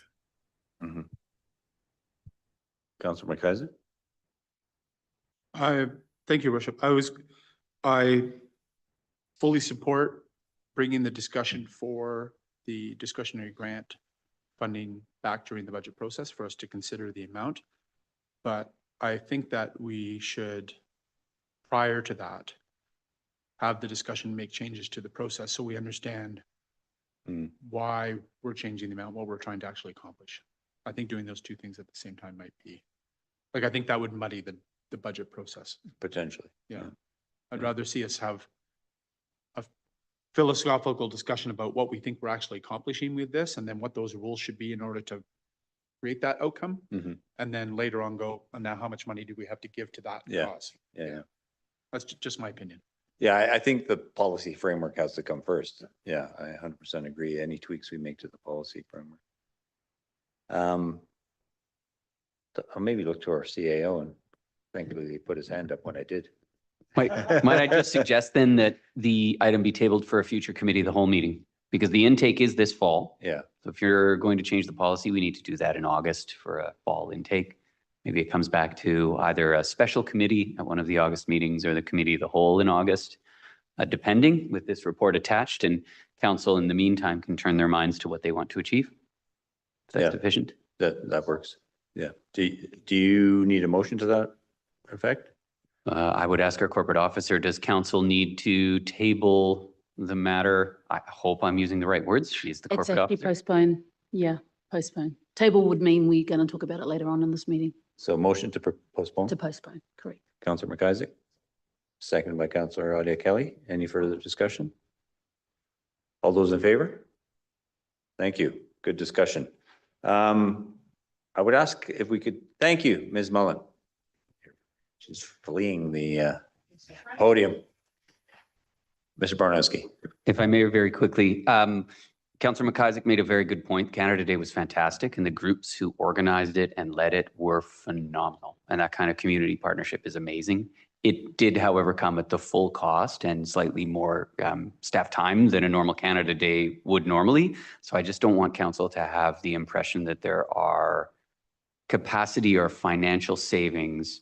Rather, with the very limited financing and capacity, those community groups did an amazing job, and it was an honor to work with them. So, Yeah. Well, thank you for that clarification.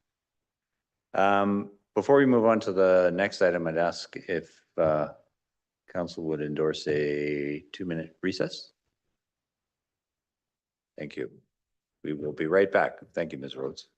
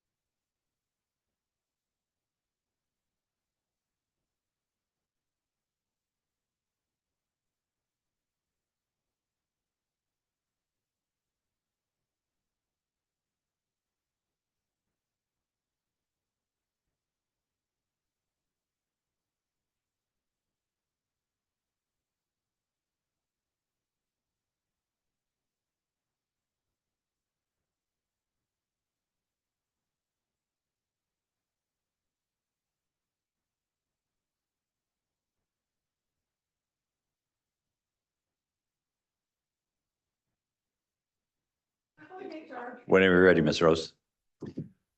Welcome back, everybody. Sorry that was a bit longer than 2 minutes. We'll now move on to item 6.3, Fire Hall Conceptual Design and Budget, a report from our Director of Engineering and Public Works, Ms. Weir. Welcome.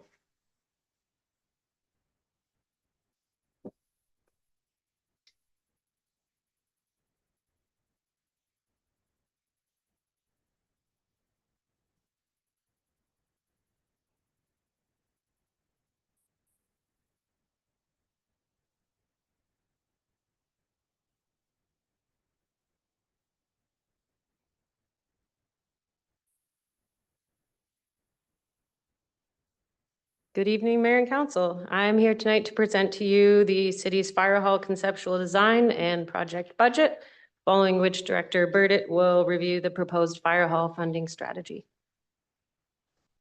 You can expect this presentation to include background on the progress through our pre-construction services contract with our design build team, an overview of the design process to date, the facility description and the conceptual design, discussion on the Class C cost estimate and risk registry development, a summary on the recommended mitigation for the loss of the Prentice Ball Diamond, and the project budget and recommended funding strategy.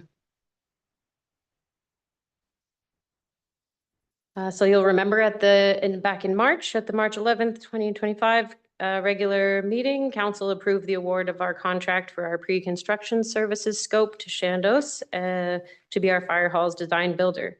And the pre-construction services is the first phase of our progressive design build project delivery, where the ultimate goal of this phase is a negotiated construction contract of a designed facility. So to complete their due diligence, Chandos reviewed all of our available documentation from our pre-planning work in 2024. And they completed a topographical survey, and together we engaged a flight path consultant to advise on our flight path impacts of the nearby helipad.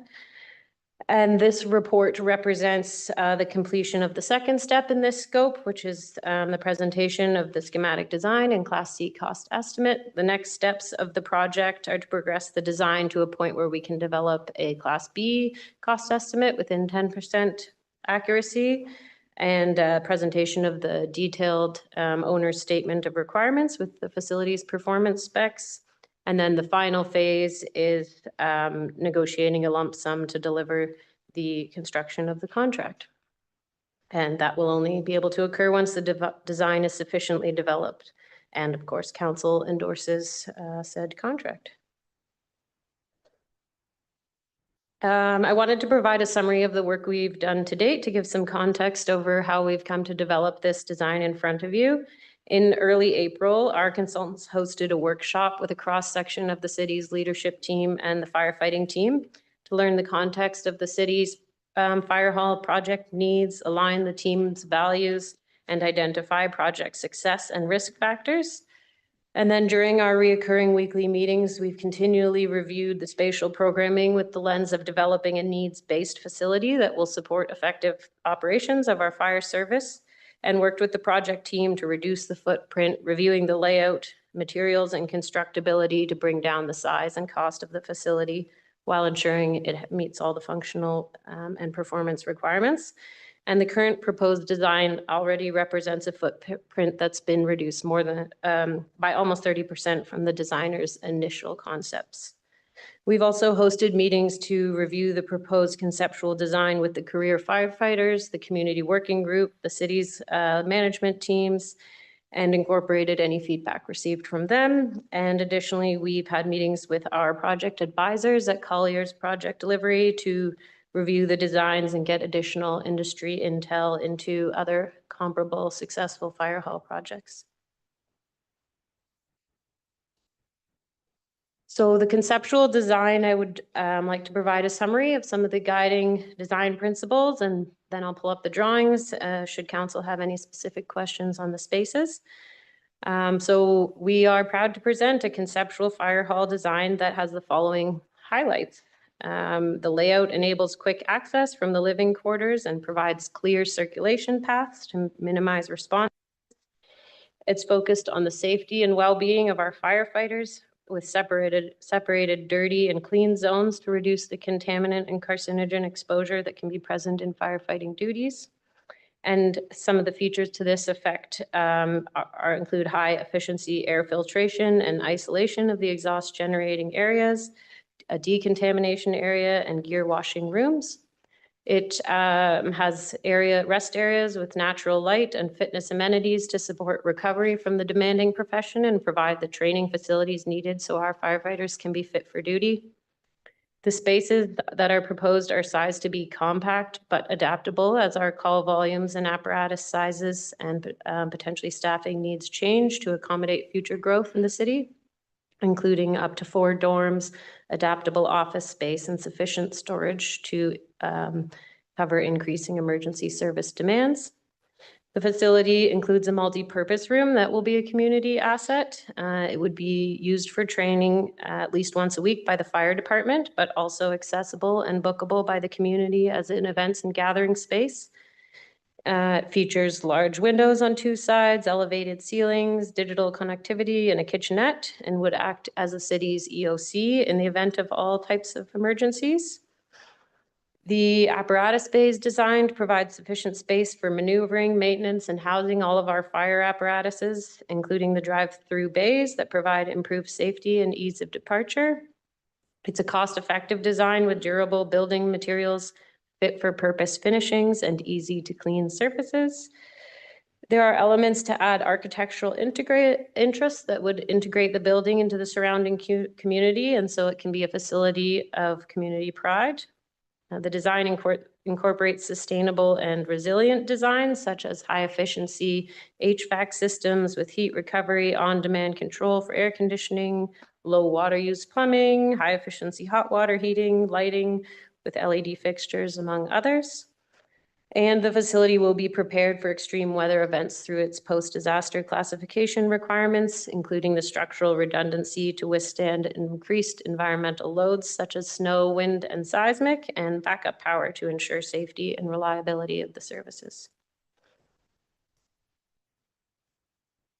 So the facility is divided into 4 spaces, and just wanted to share the list here that was included in the report.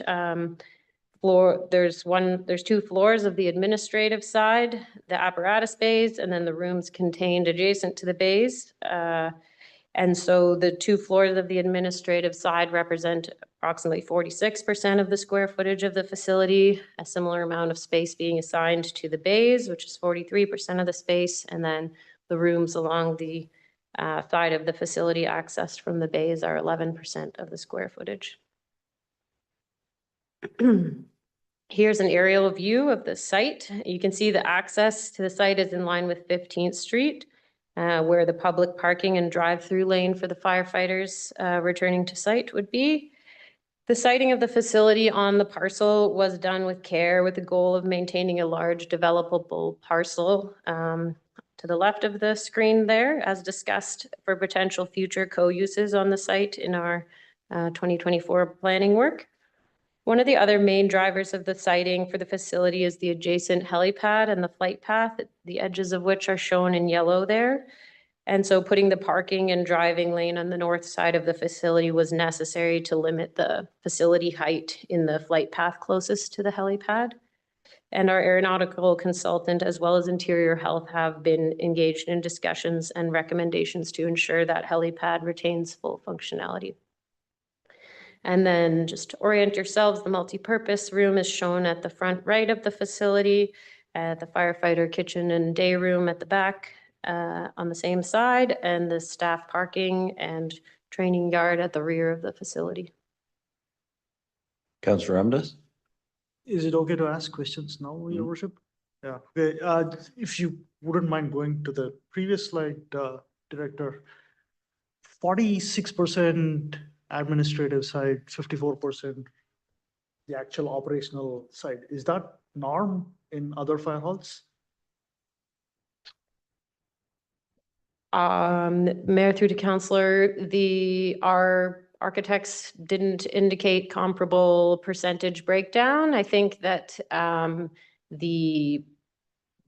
the halls and stairways and additional spaces required to move between all of the rooms do end up taking up a fair amount of square footage as well.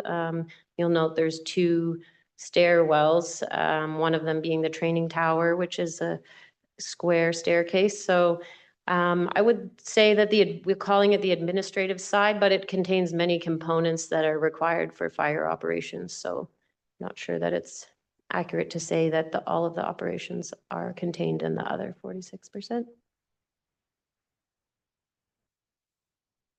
Thank you.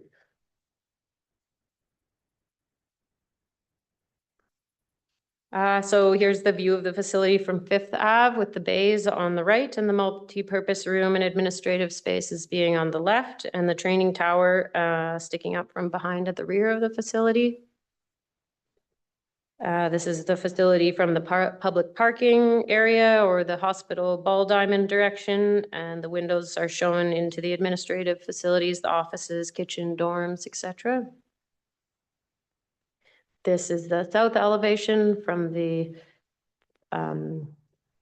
police station direction. And this is the east elevation from the rear, the school, track and field direction.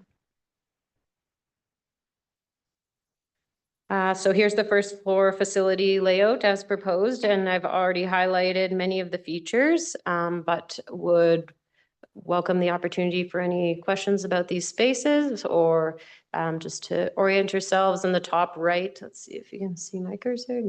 Yes. So the entrance, the public entrance from the public parking is on the top right here with the accessible washroom and entrance to the multi-purpose room, the reception. You come down through this would be locked access for, City of Fernie staff through the open office and enclosed offices. At the rear of the facility is the kitchen and day room. This is the training and hose tower that we discussed, where the stairs go in a square to create a training environment.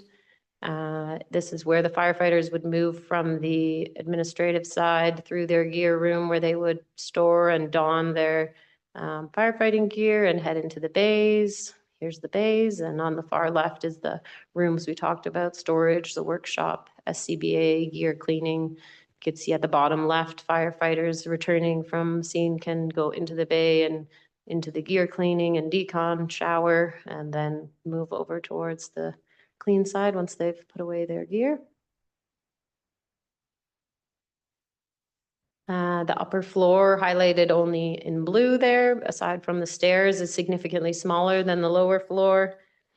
And it would be accessible only to the staff of the Fernie Fire and Emergency Services full-time and auxiliary staff. It contains the dorms, washrooms, fitness area, some storage, hallway, and stair access. And then on the left is the storage mezzanine, highlighted in green. So it's taking advantage of some of the space required by the extra height of the bays to store goods there.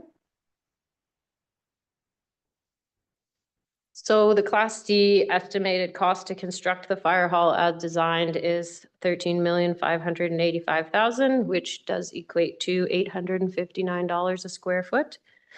Our architect and builder have acknowledged that we are an extremely motivated client to control the design and size and to contain the cost.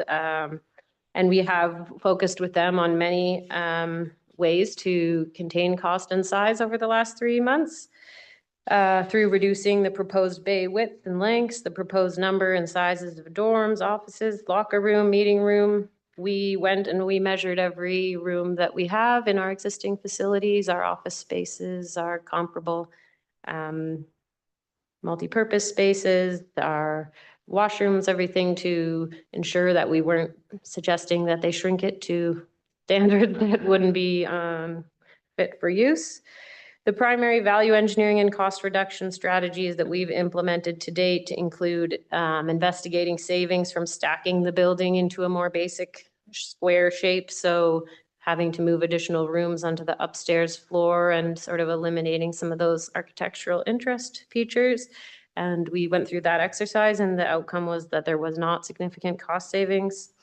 We've selected a facility material that's of precast concrete panels that is significantly more cost-effective than steel frame construction with equivalent longevity. We've reviewed all of the finishes to ensure they are basic grade, such as flooring, fixtures, and appliances. And we've removed several proposed enhancements by the designer that were not necessary to meet functional requirements.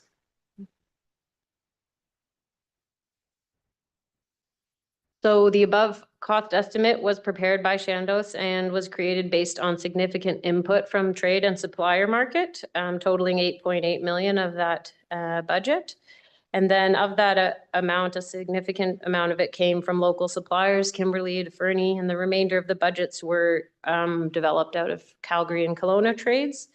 And so when this project scopes do go to tender by our builder, they would be sure to reach out to trades from across BC and Alberta to ensure that they are securing best value, but they, you know, the trades are kind enough to provide preliminary pricing, which really helps inform our budget.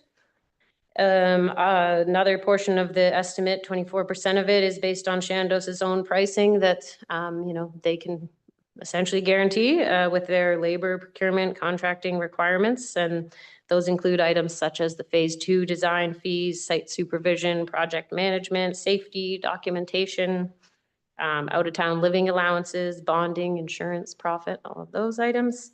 And finally, the remainder of the budget is based on their knowledge of recent and relevant construction of fire halls.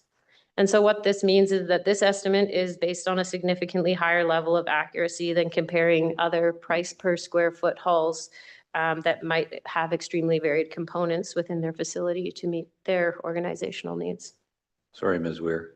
Councillor Hamilton, you have a question? I did, thank you. Do you mind going back one slide, Ms. Weir? So in the bottom bullet point there, I did have a couple questions noted down around some of those savings. I feel like the answer should be obvious for the commercial kitchen exhaust hood removal.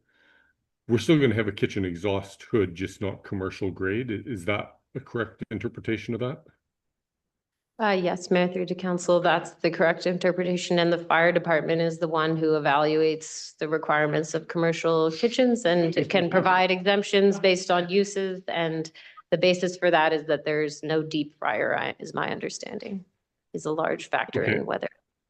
Okay, and then the sorry to interrupt. The other question I had with the removal of an operable partition in the multipurpose room, is an operable partition one that's like motorized or just one that operates, can partition the room? Mayor, through to council, it is just the partition in general is cost that much. It is not motorized. And so we have suggested removing it at that price. We discussed among the project team and senior staff, and for that value and the amount of time we suspect it would be divided or increased revenue from trying to rent both sides, we didn't see that it provided that level of enhancement, but. Okay, that answers kind of my next question, I think, which was less to do with have we discussed the value. I guess my concern with something, you know, a $60,000 item or $40,000 item on a $13 million budget, like those are pretty small things to be cutting to try and save a few dollars. And I'm just worried that, you know, we're being penny wise and pound poor, that we're not looking into the future, into the facilities projected use 5, 10, 20 years from now. And would we be better off long-term value spending that little bit of extra money now, as opposed to trying to save it so that the facility's more usable in the future? But it sounds like you've discussed that in your group. We did discuss it, but open for your input. I know the report mentioned the idea of sort of like a scope ladder. So if there's things that are nice to haves or enhanced functionality as opposed to requirements that you'd like to look at adding in or removing, you're certainly welcome your feedback. Councillor Ravenous? Thanks, Your Worship. If you wouldn't mind going back to that AutoCAD drawing, Ms. Weir, the one before. I had a question, and I have built lockers at the mine site, so I am a little aware of how locker room construction works. Why are there 40 lockers? Mayor, through to council, that's sized for future growth, so to accommodate all of the planned auxiliary firefighters as the department grows. So each auxiliary, I believe the target is 25, and there's the 8 career staff. So that is also a work in progress. Like, they were just showing the maximum amount of lockers they could fit in that space. You could also certainly look at removing some of the lockers and adding additional, table space or space for equipment and whatnot. Further? Yes, Your Worship. Also, the multi-purpose room, say if you didn't have that, what will happen? Mayor, through to council, for firefighting operations, it was identified as a key component of the facility to provide training space. So to facilitate a gathering and training area that can host all of the career and auxiliary staff. It was certainly recommended as an asset. And then the fact that it was dual purpose to be utilized by other community members was a way to enhance the facility. Because the locker room was mentioned, Ms. Weir, and I asked this question out of complete ignorance, but we have mixed gender firefighters coming and going. Is a single locker room appropriate, or do we need more? I'll ask the chief to correct me if I'm wrong, but my understanding is that they maintain they're dressed and they put on their turnouts over top of their bunker clothes. gear over So top of a single or single locker room is standard, whereas there are divided rooms to shower and Okay. Perfect. dorm rooms Yeah. to dress into regular clothing. Answers the question. Thank you so much. Councilor Ramanathan? I have a few more questions, Your Worship, Yeah, if you please. wouldn't mind. Talking about, the gender neutral thing, that's a whole can of worms, and it takes a lot of time sometimes. There was another question. There was a line in the report, Director, where you said suggested potential items for removal from current budget and addition to a scope ladder could include 1, technology, 2, fire pole, 3, covered parking for chief and assistant chief. That seems like a strange mixed bag of items here. I would imagine fire pole is pretty critical for running a fire hall, or is it not? And then you have covered parking, and why do we need a covered parking? Mayor, through to council, I'll do my best to address those. So they are items that we see as enhancements to the facility as opposed to requirements. So the fire pole debate was certainly had in terms of it's more of a preference than a requirement. There are already 2 sets of stairs required to go to the upper floor. And so I don't think that I think it's a debate on preference and functionality as opposed to a requirement of a facility. They are just to demonstrate that we have already looked at all the big options to trim size and cost. And those are the smaller things that when we were getting down to, okay, we've tried to reduce this by hundreds of thousands, we've tried to reduce this by tens of thousands, we get down to a more granular level of smaller items that are less essential. Further? Where I'm going with this, Your Worship, is trying to figure out, what's the square footage there, and is there any more reduction? Like, why is there 40 was my question. Like, I understand it's the future growth potential that you're potentially talking about. Can we put that into this, what you call it as scope ladder document, and give us an option of what this might look like if I were to just have enough number of lockers and enough number of seating arrangements for our current workforce versus what you have here, and see what the cost reduction looks like. Is that possible? Mayor, through to council, I think it's difficult because it's currently a blend of sizing the spaces and making them compact but adaptable has kind of been our message. So making sure they're not too far above and beyond what we need, but that acknowledging that you can't go back and add some more lockers if you've maxed out your lockers at 30. And so I think that we have certainly gone through that exercise of, are there any more spatial cuts that we can make? And our designer essentially came back to us and said, no, we firmly believe, you know, if you continue to chip away at this facility, you are going to reduce the functionality. And so, for example, the lockers themselves would be an area, they're $1,000 a pop, those lockers. They have aeration in that room and whatnot to remove the contaminants. So we can, you know, cut 5 of those lockers and save a few $1,000s and install them later if needed as So, sorry, Your Worship, I know where this will go. Someone will jump on me and say, oh, this is all small nickel and diming. That's not the point I'm trying to make here. I'm trying to figure out, you know, what's the logic behind those numbers that you have here. So I appreciate that 5,000 square feet reduction happened between the previous iteration and to date, which is great. I commend you guys for going through that exercise and really appreciate that. But I'll be honest, Your Worship, it's still $15 million is an eye-watering number for me. I feel like maybe there is some more work that can be done to kind of pressure test some of the square footage for administrative side of things and give us an option before we go for next steps. There is a process, I understand from the report, Director Weir, there's another iteration of value engineering as we move to a Class B estimate. And, you know, to apply a metaphor to what you just said, at some point, the juice isn't going to be worth the squeeze, that the building will no longer be functional for our needs and certainly won't have future functionality. So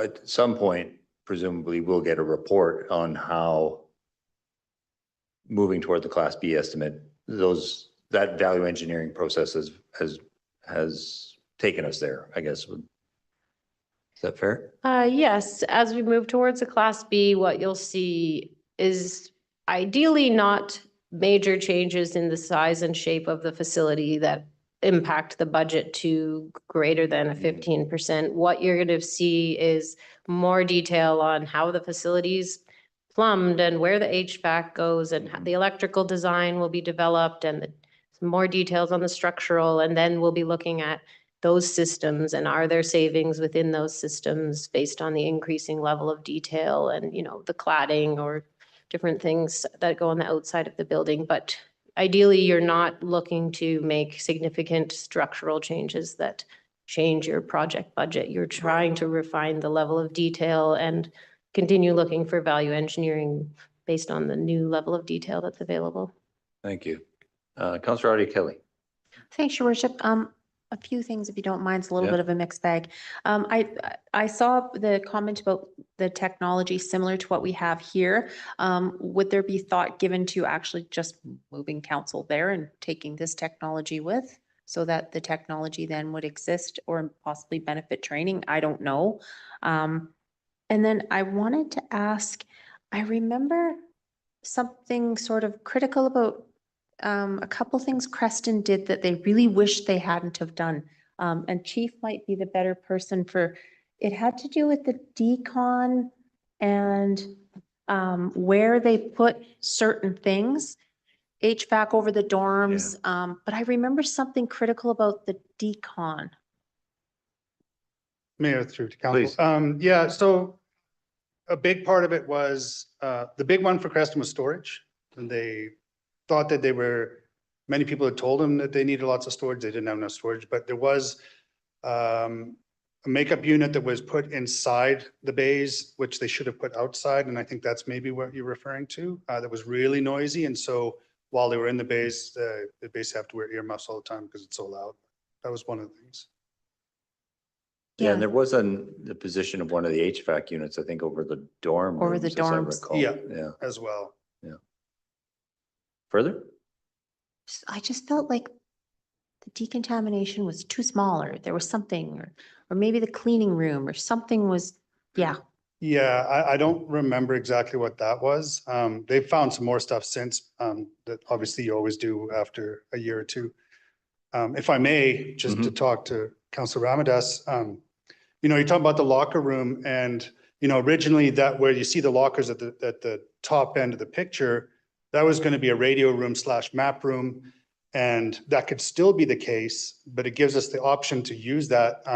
So normally what happens in operations is if we have a call out, we might have 2 trucks that go and you might have more firefighters that have arrived.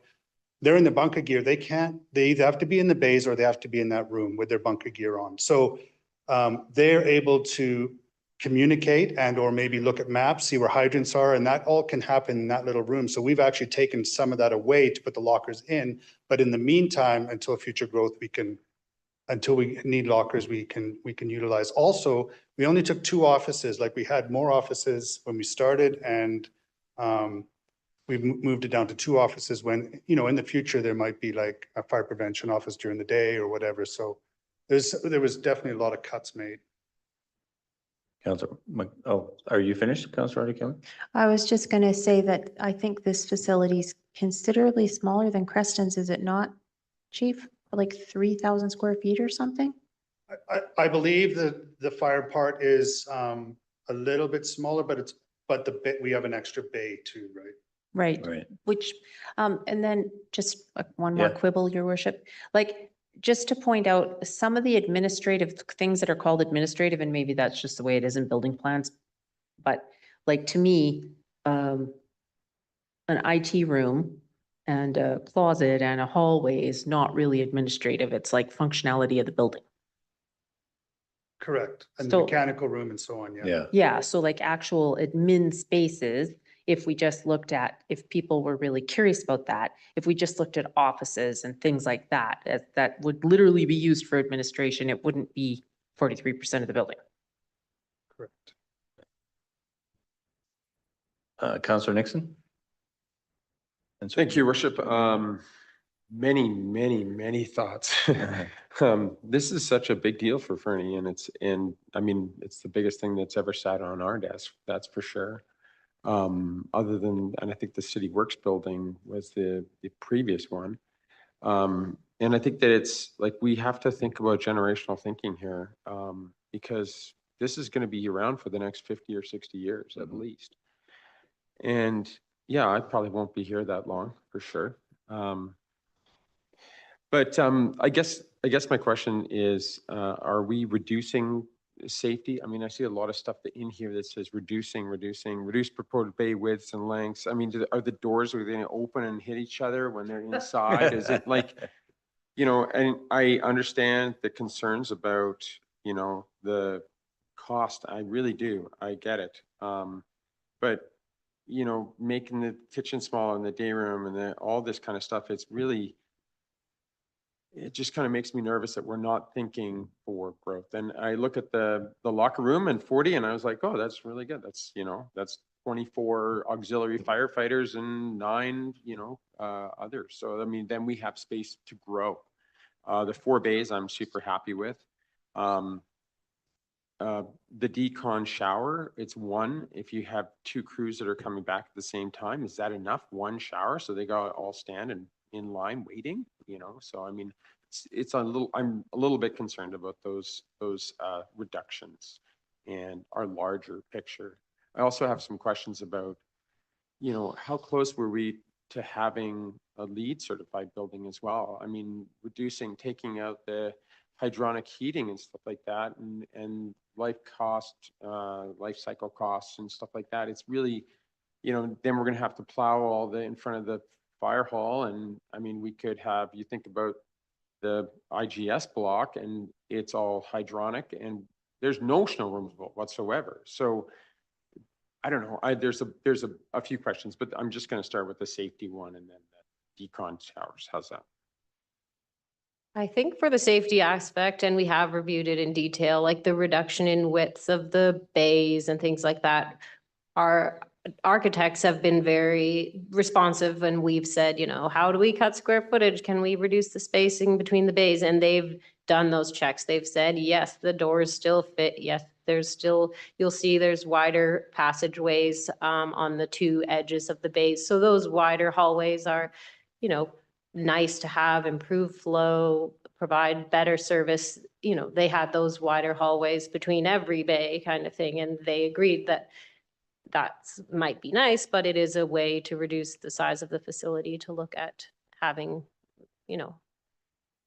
just enough space to function without having it be bigger. So I think we've been very careful with the reductions. And like I said, we've gone to the lunchroom in the yards building with all the firefighters and said, look, this is how big the lunchroom is. And we've gone to the offices and the washrooms and things. And we have been looking for cost containment and size containment, but also cognizant of we don't want it to show up and be very small spaces that are not functional. So in terms of the decon shower, maybe you want to speak to that? Yeah, I mean, after a call, basically we do a gross decon, which is like just hose them down in their gear when we get there. So that all gets thrown in a bag, puts in a vehicle, and that's taken into the dirty side. And then, yeah, slowly guys just go in and take the showers in there. So at this point, we've got one, which is one more than we've had already, so. Councillor McIsaac? Thank you, Worship. My first comment is, this is some pretty impressive pencil sharpening right off the bat. But I had a couple of small questions. With regards to the gear room and 40 lockers, I was just listening to the chief describe everybody getting into turnout gear and assembling out of there. Like realistically, in that little space, like with all the lockers in there, there's not 30 square feet in there. How many people can actually be in turnout gear in there at one time? Is it big enough? Like contrary to thinking it's too small, too big. I'm wondering if it's too small. So the designer builds these fire halls and he's figured it out and he's gone to basically the minimum, but also you're not gonna have them all at once. So people are coming in from all over town and they're filling a truck and then more people are coming in. So it's kind of like a rotating through. Yeah. So on a practice night, yeah, everyone's gonna go in there and change for sure, but it won't be in an emergency sort of thing. So right. Fair enough. Thank you for that. And then the other question I wanted to ask about that Councillor Ramadas raised, which was about the covered parking. And I wonder if the chief might speak a little bit about what happens with the chief or the deputy with their vehicles there when there is an emergency, because you're got to go and jump in your vehicle and drive there differently than what the trucks are doing and stuff. Is that correct? that is correct. So right now, currently what happens is operationally, if we get a major, if I'm in the office, my gear is in the back of my truck, I put it on and I go. But if it's winter time and I have to, take the snow off the vehicle, that obviously takes some time.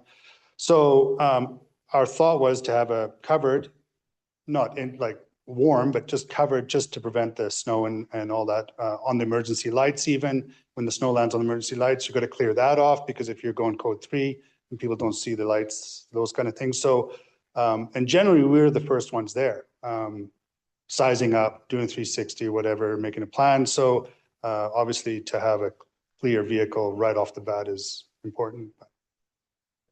Thank you, Chief. Councillor Ramadas. Thanks, Your Worship. I think Councillor McIsaac covered portion of it. So I'm trying to parse out like how director has written this.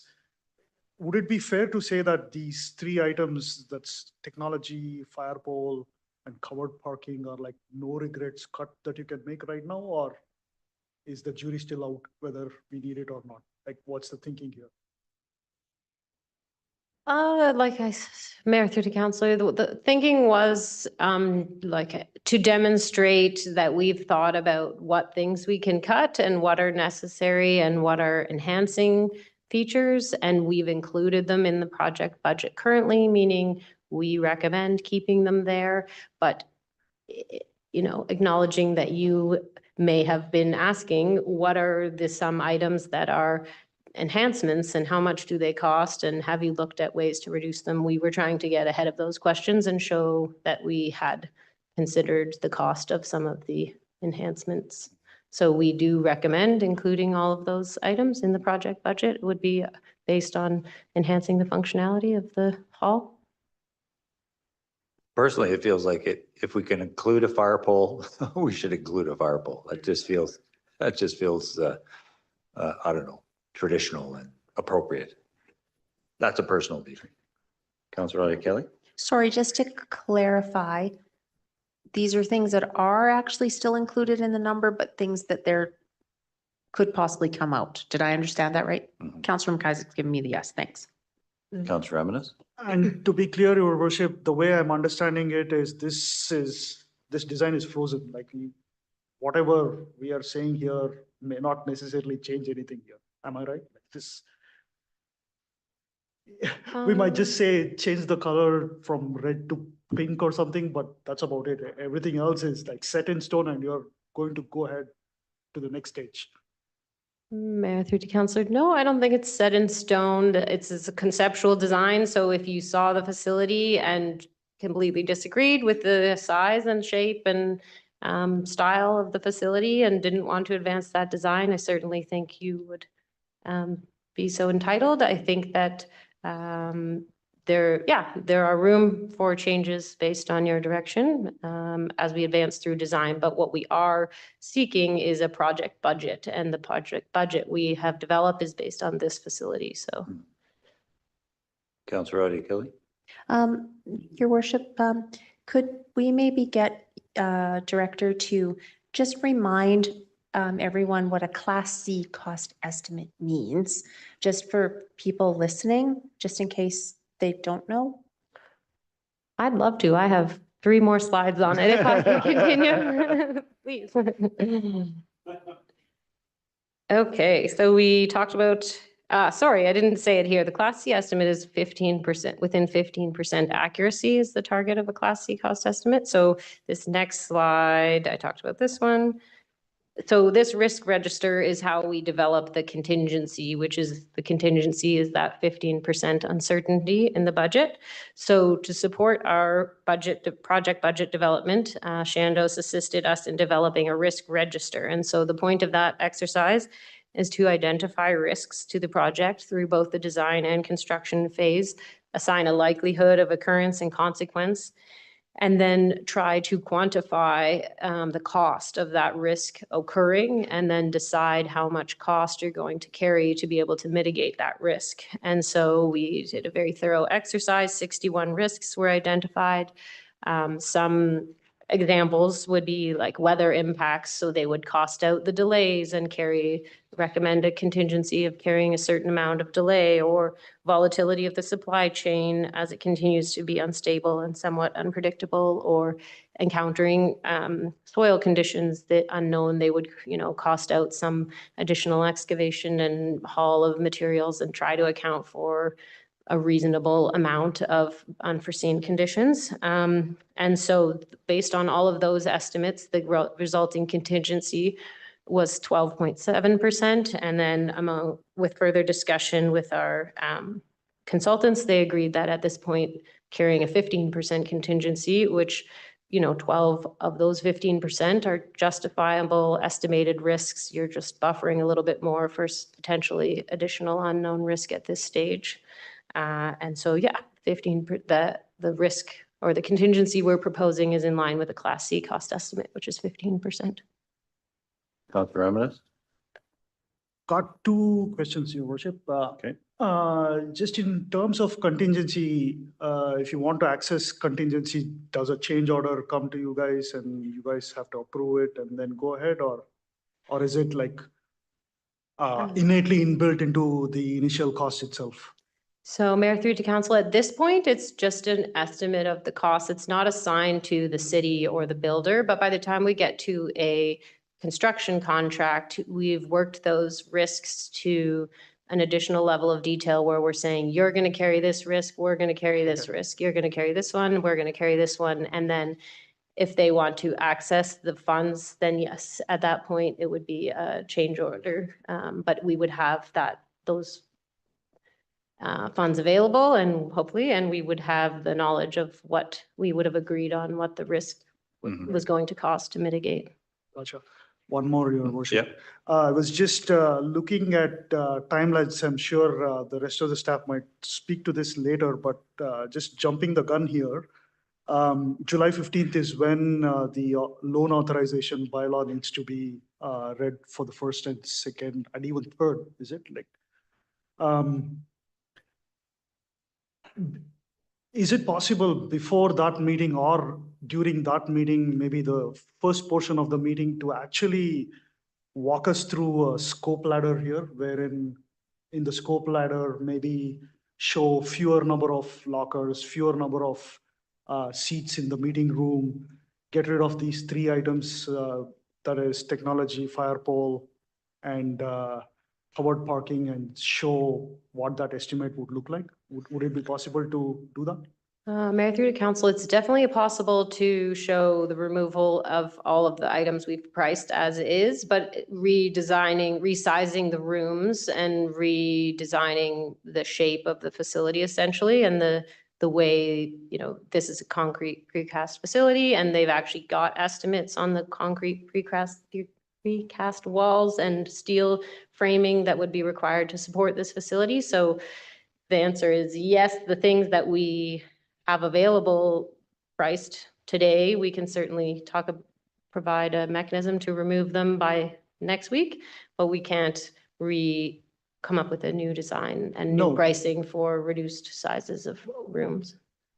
Would there, sorry, Your Worship, would there be a design impact if you reduce the seats, for example? I'm not sure if you mean reduce the size of the room or buy less chairs. I don't know.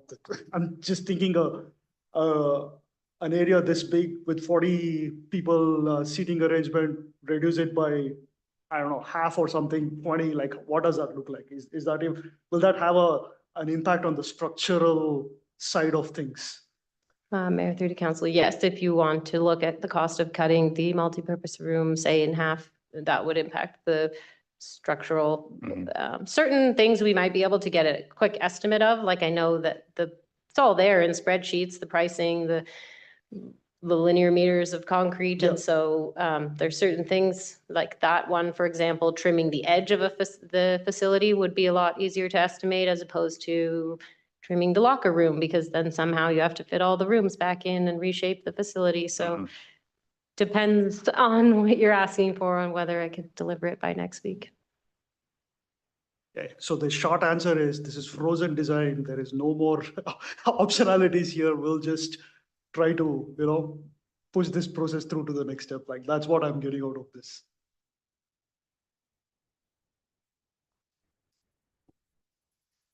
Does the risk register, and this is probably embedded in the volatility chain, the supply chain volatility, but I know there was a question when we visited Crescent about long lead time items and identifying those in the risk register early, and where we could sourcing them early so we get in a queue and ensure that they're available when we need them.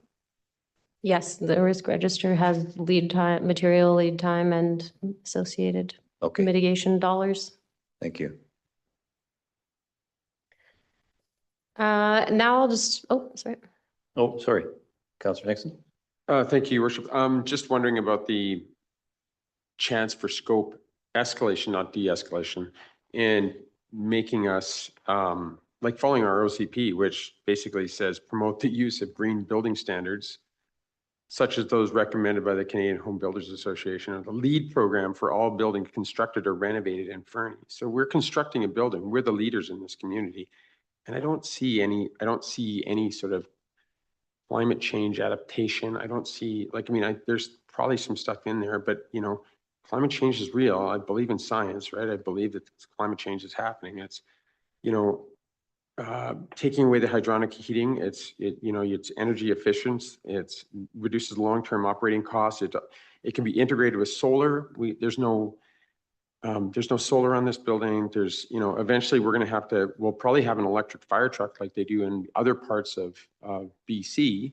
And how are we gonna charge that? We need a bigger battery. We need batteries, versus a diesel generator. I don't know. It's just, is there an opportunity to see that, even if we rough it in, the hydronic heating and rough in some solar stuff, is there a chance to see that, right? Like, I mean, just the wiring, so that we're not, in 10 years going, oh man, we should have put on a, 30 kilowatt hour array on the roof or whatever, right? So, and I look at the City Works building, is that whole top of that building should be covered in solar panels, right? And I thought it was a miss at the time, but we were so concerned with costs and getting it through. And I feel like that we're in the same boat this time. We're so concerned, even a couple $100,000 towards some sort of roughing to meet our climate change goals, right? I mean, this is one of the reasons why I want my kids to be proud of this building in another way too, so. Mayor, through to Councillor Nixon, if I could, the hydronic heating, we did discuss at length before recommending removing it with our mechanical engineer. And he did, he didn't present an extremely convincing argument for keeping it. He said, we design and build fire halls all over the place, and they're perfectly happy with the product that the alternate provides for a significantly more cheap price. And then we also talked about the long-term operating costs, and he wasn't willing to indicate that you'd see significant reduction in the long-term operating costs. He said it's a similar space with a similar efficiency of heat. It's just a different type of heat. And so he wasn't advocating for the benefits of the hydronic heat that you're speaking of. So that was what played into essentially was a recommendation from the mechanical engineer that the product would be as satisfactory minus the need to snow clear. And we did talk about, could we rough in, pipes under the ground so that in the future we could add heating of the pad so that we could add, and he said, the short answer was no. You'd essentially be installing components of both systems and eliminating the cost savings you were achieving by switching the systems. So he can rough it in and design it, but it would result in a more expensive system. Was kind of it wasn't like a medium. We were looking for, like, if we had just roughed in, would it only be 100,000 more and we could still realize the 390,000 savings? And his answer was no. So we did have some debate on that, but certainly is one of those items that we already have the pricing for, and should council wish to see that added back in, it's there. In terms of the lead facility design, I guess we didn't see that emerge as a desired parameter out of the extensive pre-planning work that we did in 2014. So I guess we have certainly designed to that, and we certainly can, but I guess we didn't see that as a direction that we'd previously received. And so we were looking for efficiencies, which I kind of listed in terms of high efficiency heating and insulating and LED and all those types of things, but we did not direct our designer. They asked, is it a priority for Fernie? And we did not ask them to include that into the design. Thank you. Councillor Roddy Kelly. I was just going to say thank you, and for having that fulsome discussion with the designer. And I didn't see any of that in the report, so I appreciate your response. Thank you. Thanks. Councillor Roddy Kelly. Thanks, Your Worship. Director Weir did actually answer some of the things, because it would be adding back about $500,000 roughly, right? For the hydronic, as you pointed out in the report. Perfect. Okay, so I understood that properly. And then LEED certification. LEED is almost kind of like a brand, isn't it? Like, people can design energy efficient spaces that don't necessarily get labeled LEED. I think you're correct. And our designer did point to the code is recent code, and the code requires efficiency already built into it. And so by building a new building to today's code, you're building a largely much higher efficiency building than you used to, and not necessarily seeing those huge differences between traditional and LEED certified. Thanks. Yeah, I know from my own recently HVAC experience at home, they sort of explained all those different things to me and said, because you're putting in this super high efficient new system, even though it's not what I had originally intended, I am still like helping the planet. So this building is still helping the planet compared to, you know, some of our older stuff, I guess, is where I was kind of going. And then I wanted to ask, one of the things that really struck me in our visit to Creston was sitting with their chief and their CAO, who told us that throughout the build, their project manager also came up with all kinds of savings. Like one of the examples they gave was like a $4,000 light fixture in a hallway. And they went, well, you know, do you guys really want this $4,000 light? Because we can get you this awesome light that's $200 that will do all those things. So will we have that kind of ongoing as the project is going on? Definitely, Mayor, through to council, we are looking at every line. We looked at their proposed prices for the microwave and the mini fridge and sent them links for acceptable appliances that would meet our needs, that were not that expensive. So certainly through every phase of the project, our project managers will be looking for savings. I do appreciate that attention to detail. Thank you. Councillor Ramirez. Thanks, Your Worship. At the end of the day, the main drivers here is the square footage, the structural steel, and those big items. If you don't reduce that, everything else is like just pocket change on the margin kind of savings. I get that. The reason for my pointed questions in the beginning was just to see like how much we can reduce our square footage, and I appreciate that the work has gone into doing that. Which reminds me, I had a question, Your Worship, but I forget what it was. It was something else not related to this. I'll come back. I'm sorry about I'll that. come back to you. Yeah. Councillor McKenzie. Just one very quick question, and Councillor Adi Keller reminded me of it of our trip to Creston. And that was, I recall the discussion with the chief and at the time that the one thing that they lamented was not enough parking space. And I'm just wondering if, like, was that communicated from them to us, and have we grown a bit bigger? I recall this too early on in the discussion about the necessity for having space for everyone arriving and not having to jostle and figure it out, because time is often of the essence. And I just wonder if that communication happened back and forth. It does look sufficient, but And not parking on the street in residential. yeah, neighborhoods. indeed, yeah. Yeah, Mayor, through to council, that we had fulsome discussion on parking needs and parking flow and site layout. And one thing you'll see there is we are proposing to fence that existing gravelled area. And we're not calling it additional parking, but essentially the point of that is to have a little bit of extra space that's off the pavement so that, you know, parked cars, say during practice, can move off of the paved area, which is prime training grounds, into that area, or there's plenty of sufficient area for snow storage there to be able to maintain all of the stalls in the winter. So that gray area shown on the site plan kind of acts as our buffer for overflow parking and snow storage, and it's quite large. Councillor Schussman. Thanks, Mayor Milligan. I was gonna wait till we're done the presentation, but I think we're on the last couple slides, are we not?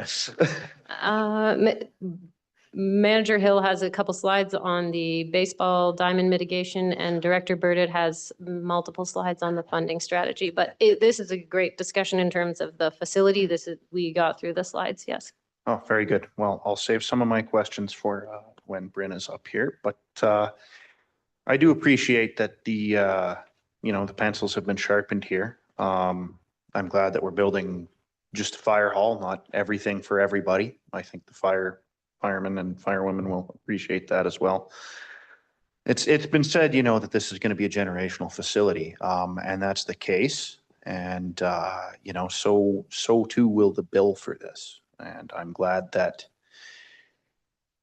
we're putting this through the ringer. I think it's important for the people designing and the people watching these meetings and the taxpayer to be cognizant that we will put this through the ringer. I mean, some people roll their eyes as Councillor Ramadas goes through line by line and tries to look for these efficiencies. And yes, most of it doesn't go anywhere, but it's important that from top to bottom, people know that we will, that somebody will. So thanks for that, Councillor Ramadas. You know, I think this is taking a nice shape. I think it's great, except for, I mean, the carpenter in me hates the slopey wall on the west side. I just, why? Precast concrete. Yeah, so from a design standpoint and all those things, I'm quite happy with it. And I think it's important that we do pare this down. And just for those listening, I'm sure it'll come up later in the report, but I would definitely like to just have it reiterated for our own memory and for people's watching what the cutoff from municipal finance is for us having to have a referendum here. And I think that we should definitely touch on that before this is put to bed. But I'll wait till we get there in due course. Thank you. Councillor Ade Kelly. Thanks, Your Worship. I just wanted to ask Director, how much of the site footprint, like you mentioned that you carefully located the building on the site and it does totally appear that way. I just wondered how much sort of land is left over. That's an awkward question. How much space is left? You'll say it better than I can. Mayor, through to council, I wish I had that number for you. The size of the parcel that's remaining to the left of the facility, it's certainly something I could attempt to pull up here, but I don't have it available right now. It's certainly a parcel of developable size. We've done our best to stay away from the helipad, but contain the facility within a part of the parcel to ensure potential development of that other piece. For example, why we didn't build a single-story fire hall that would take up the whole site. Excellent. Yeah, thank you. If you could just let us know, I'm just thinking because this is generational, it would be kind of just nice to know, you know, what other options might be out there someday, not to scare taxpayers. I'm just thinking like 25 years from now, maybe. Councillor Ramadas. Thanks, Your Worship. I had a question with regards to trades. It was not an intentional policy here to source trades just from Alberta and BC, and was it or? Mayor, through to council, no, it was not a policy. It was just to get a pulse on the likely local construction market that will be required to support the project. So essentially, you really went after the lowest cost and highest quality labor available and not necessarily confining yourself to some geographical region. Mayor, through to council, correct. I would say at this stage, the labor is not secured. It's just an estimate based on quotes that were available in our region and in Kelowna and Alberta and whatnot. So it's the builder's best attempt at estimating the cost of the labor, but it's not secured. So I can't really speak to, you know, that how high quality it is or who it'll be, or they will go to market for each trade once we have the finalized design, and then the market will show who can supply the most competitive bids. Further? One last question before I shut up, Your Worship. I'm really looking forward to the later sections. But just while I was thinking about this, I was reminded by the podcast link that you sent, Councillor. They spoke a lot about, you know, the effect of aluminum and steel tariff and how certain things that are, you know, Canadian certified are still manufactured in the United States, and it's really hard to source it from locally. And I know there was a passage here where you mentioned that as a risk. Just can you give us a sense of how significant that risk is? Like, I mean, if you don't know, that's okay too, but is that going to have some kind of risk that we haven't figured out at this point in time? Mayor, through to council, I can give you a sense of how much our builder has estimated. And maybe I'll look at it while Director Burt is presenting, but I do have the actual dollar value that our builder has assigned, and they quantified their risks between like low, medium, and higher impact, to low impact being less than 1% of the total project budget. So yeah, we have that quantified and recommended by our builder a certain contingency to carry to address that based on the best of their knowledge at this time.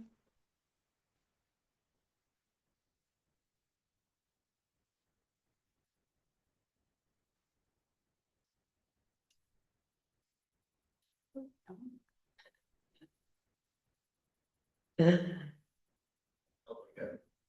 bit of a congressional hearing. The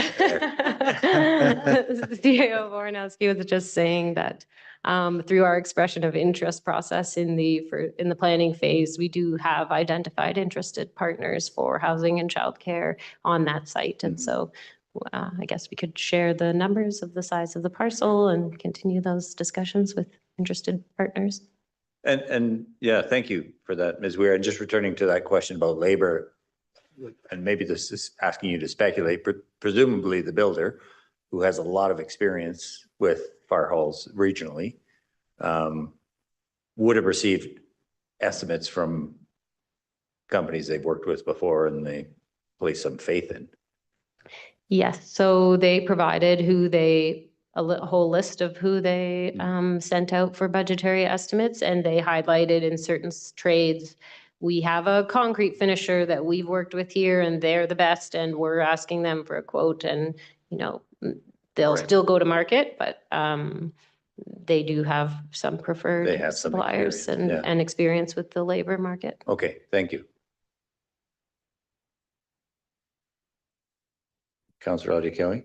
Thanks, Your Worship. Just one quick thing. So the extra space on the site wasn't so much that I was worried about the community partners, because one thing that Councillor Shoesmith brought up that I would also like to say, like we're doing this to have a purpose-built fire hall for our fire operations. So to me, that comes number one. So I just want to be really clear on that. No offense to any potential community partners or people that might want the space later, but I really want to make sure that if the community chooses to spend this money, that it's really basically about fire safety, firefighters, all that stuff. Like that's the important goal here. Thank you. Now I will hand it over to Manager Hill just to touch on the ball diamond mitigation budget that's been included in the project budget.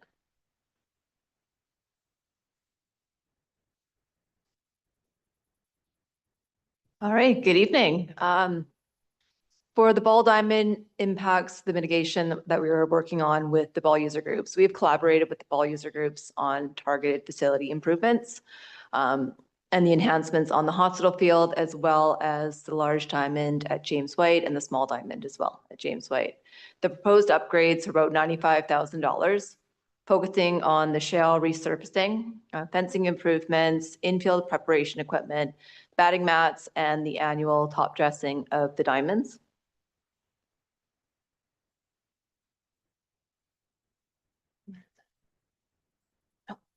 There we go.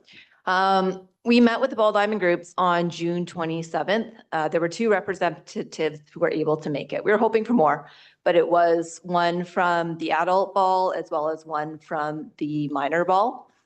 To maintain their current registration, the levels that they have right now, despite the reduction in the field availability, their key recommendations included the upgrading of the shale resurfacing on all the ball diamonds. That was the first thing that came to mind. The second one was enhancing the storage capacity. They will now need to be playing at 2 different locations. So currently the adult ball is playing at Prentice and the minor ball is playing at James White. They would be sharing both those spaces. They have a shed down at James White, but they would need a shed up at Prentice as well for the additional supplies. And then they're not going to be driving the equipment back and forth. So having that home base for the equipment at both sites was really important to them. as well as procuring additional equipment to support the concurrent use of multiple diamonds. We're going to see increased use at those spaces and ensuring that we're implementing safety upgrades, particularly improvements to the face anchors. Does council have any questions about the meetings with the ball reps? Have you already, sorry, Manager Hill, have you already been turning over the shale at the hospital field, for example? We were at the Sorella field. I'm not too sure if they're able to make it down to the hospital yet. Okay. The first one they did was the large field at James White, which made a big impact on the field. When they did they brought it was, went up to the Sorella field, it wasn't the same impact because it needs new shale. It was, what they found was they were getting a lot of big rocks coming up, which then was a lot of work to remove the rocks to ensure that it's a safe field for the users. Thank you. Councillor Adia Kelly. Thanks, Your Worship. The speaker from earlier, who was part of minor ball, just mentioned that staying in James White Park for minor ball and keeping the equipment together in one location would be really beneficial. So we do have storage there for them now. It would be hospital field that we are looking to add. Just if I understood that right? Yeah, and they would like to see that additional shed covered by this project because that would be an additional cost that they don't want to put on to their members of their clubs. Okay, and they would be, I'm guessing, buying more equipment then as well, so they'd have duplicates. Yeah. Okay. Councillor McIsaac. Sorry, just a clarification. So I understood from the speaker that they were concerned that they would only have one shed and they would have to be driving back and forth and that they were looking for a second shed. Is that what you suggested? Sorry, I misheard you then. Thank you. Yeah, they minor ball wanted to kind of use the two fields in James White was how I understood him to say it, because it keeps their equipment together in that location. And then they would also need additional storage was how I understood it. Okay, perfect. That is correct. They would need the additional storage. Yeah. Councillor Shoesmith. Thanks, Mayor Milligan. Just to help me wrap my head around the scale of the cost here, what size shed do they require? Like is it 10 by 10, 10 by 20, 5, but like what are we talking about here? We have a community shed program already, and the minor ball has accessed that at the James White. So they would like to get another shed up at the hospital field. I believe it's about a 10 by 10, but they were meeting with the groups. They would be able to share both the adult and the minor ball in that one location because they'd also be sharing the other location as well. They were also interested in accessing, we have a community bin program as well for some of the smaller equipment, and they would like, that's included in the approximately $95,000 was covering the cost of them having the bins and covering the rentals as well for that additional storage need. Thank you. Sorry, what's the community bin program? Is that like a little lockable? Yeah, so we have small green bins that are lockable. I know the pickleball is using one right now, and that would be suitable for like the baseball mats and yeah, smaller equipment, whereas the larger equipment would be in the shed. Okay, there's one on the tennis courts. Is that a? Yeah, that's the green okay, bin. Thank you. Councillor Nixon. Thank you, Your Worship. Just curious, I was talking to our speaker, Brad, but I don't know his last name, and Cox. Brad Cox. There you go. Thank you very much. Mr. Cox had said that a lot of the fields that he's seen, and I'm looking at one right now, has a lot more green space than shale. And you know, you think about like I've been out to the fields here and I've had to cover one up, and there is a lot of shale there and very little grass on the infield. And is there an opportunity for us to change that and then reduce the amount of shale that we need, like by putting in grass in that area? Because it's, number one, it's really, really dirty when you fall in it, like a teacher does sometimes, but it's also softer too, right? So it's, I'm just curious about that, like the grass component. Grass infield. Yeah, grass infield versus a shale infield. Yeah. Sorry, I just wanted to understand. It's something that we can explore. Enhancing the shale was what came from the adult and the minor ball groups. But it's something we could look into. I don't have costs on that right now. No, fair enough. And has there been any expressed desire for a grass infield, or they've They're No, used that has to- not come up in Yeah, discussion. they're used to shale, play on the shale. They're perfectly happy to continue. Yeah. Okay, thank you. Anything else? That's not what Mr. Cox said. No, Up fair enough. there. Anything else for Manager Hill? Councillor Ade Kelly? I was joking about it the other night, but seriously, would Canoe have shale? Is that something that we can source? I actually did ask the members from Canoe that, Councillor Ade Kelly, and they don't do shale, but they have, you're not the first one to ask, so they may explore it in the future. Thank you. Thank you, Manager Hill. All right. Before Director Burdick comes up, I thought I would provide some additional light to Councillor Ramadas's question about material supply risks. So they've identified the risk for because the facility is largely precast concrete, they have that as low risk, low probability of concerns with material supply. They have the structural steel supply as a medium risk, but since the value of that on the project is lower than, say, a steel frame facility, then the dollar amount assigned to the structural steel risk is actually quite low. So.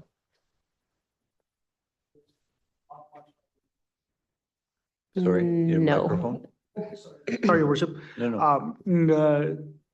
Aluminum content is not that much. Hasn't been identified as a risk. Okay, gotcha. Thank you. Director Burdick, welcome. Thank you, Mr. Mayor. Thank you, Ms. Weir. Thank you, Ms. Hill. Hello, Council. There have been two very recent and very major changes in the world of funding opportunities for municipal large capital projects. And both of those have their own timing implications, and they're all interwoven with this project. And so the last couple of weeks, I've spent a lot of time on the phone with a lot of people trying to understand it to the best of my ability so that I can communicate this to you also to the best of my ability.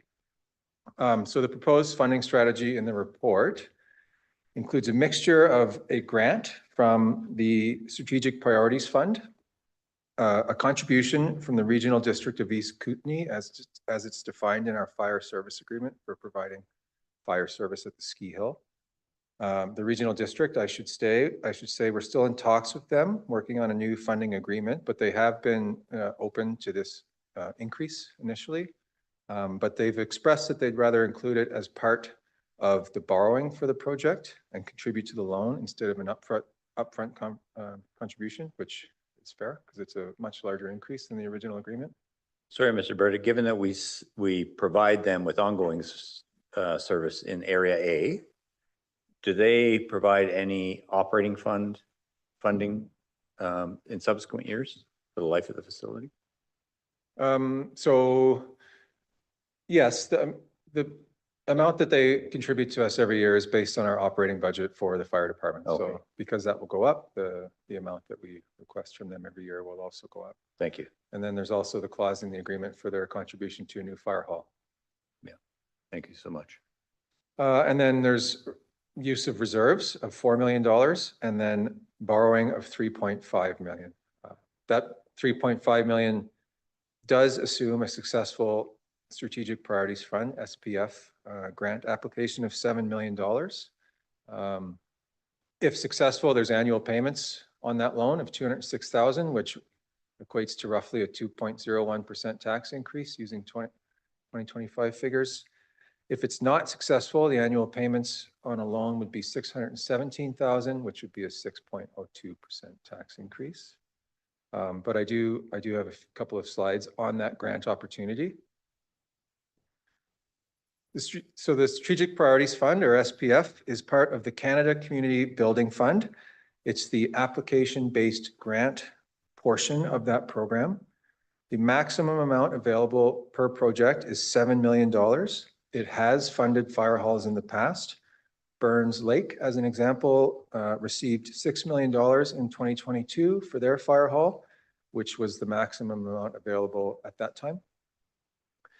Intakes for this program are historically only open every 2 or 3 years. The last time this was open was in 2022.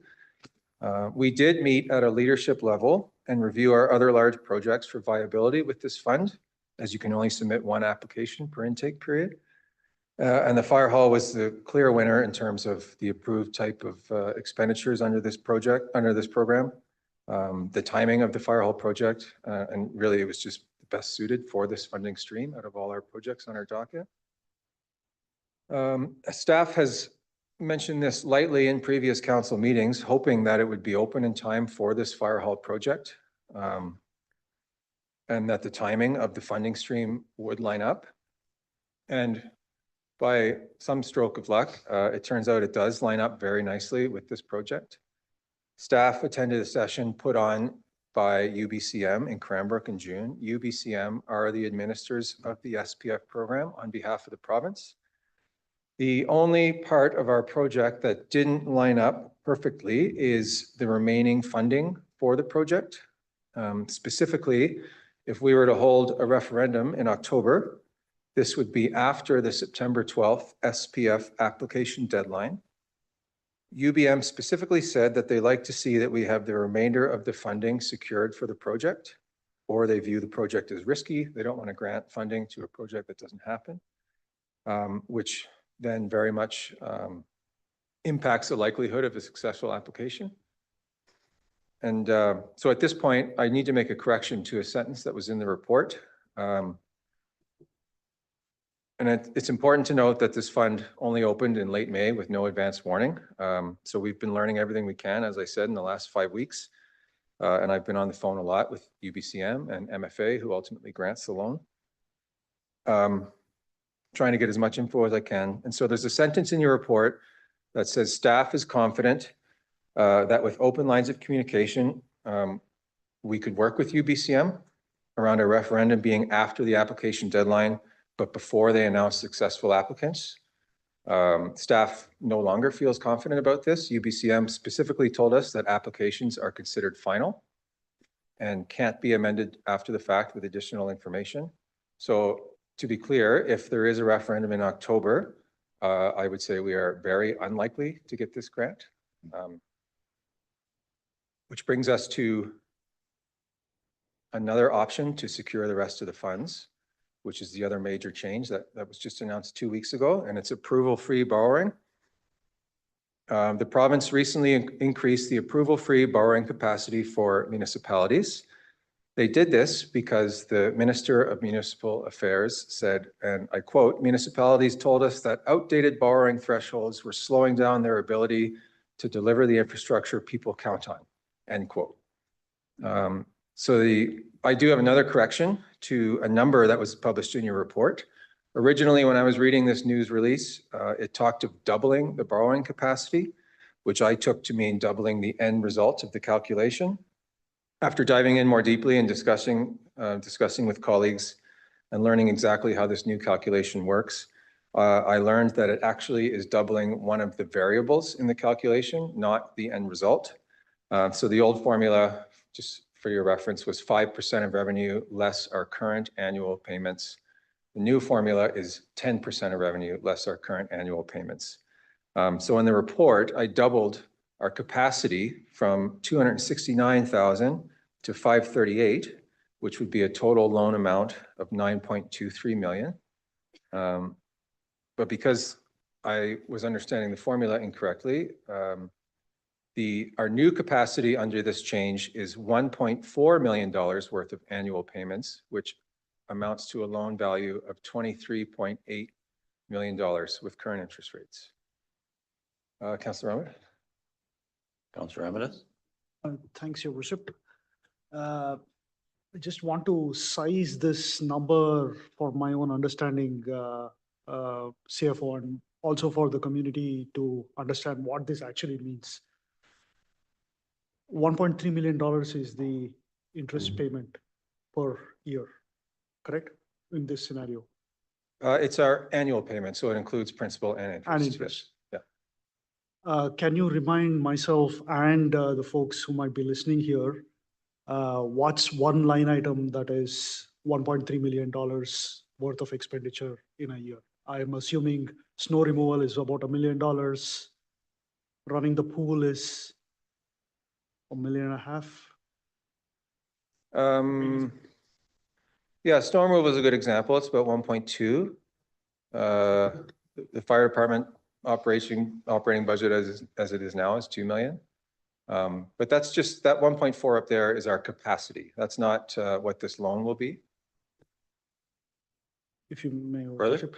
Yeah, just wanted to size this. People need to be reminded that if there is that $600,000 worth of payment scenario, that would be like spending half of your snow removal budget into interest payment every year for the next however many years. 30 years. 30 years of continuous every year payment that is equivalent to half of our snow removal budget. Yeah, if we're not successful in our SPS application. If we are, the loan payment would be 200,000. If we are. Councillor Adi Kelly. Thanks, Your Worship. So just so I've really understood, CFO, 23.8 million is the most we can borrow, period, for everything?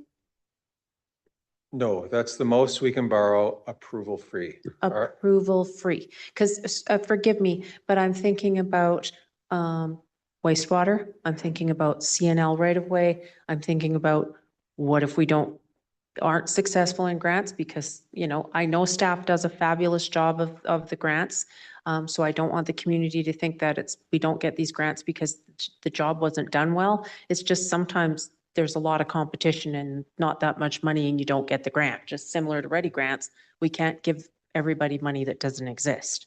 So we could still, because we're looking at our wastewater system, obviously, right? And I believe 18 million was one of the figures with more to come. So we could still have borrowing capacity. So let's say 23.8 million is our approval limit, and we use, let's say, the 15 million on this. Does that mean then we have to go to referendum for the sewer?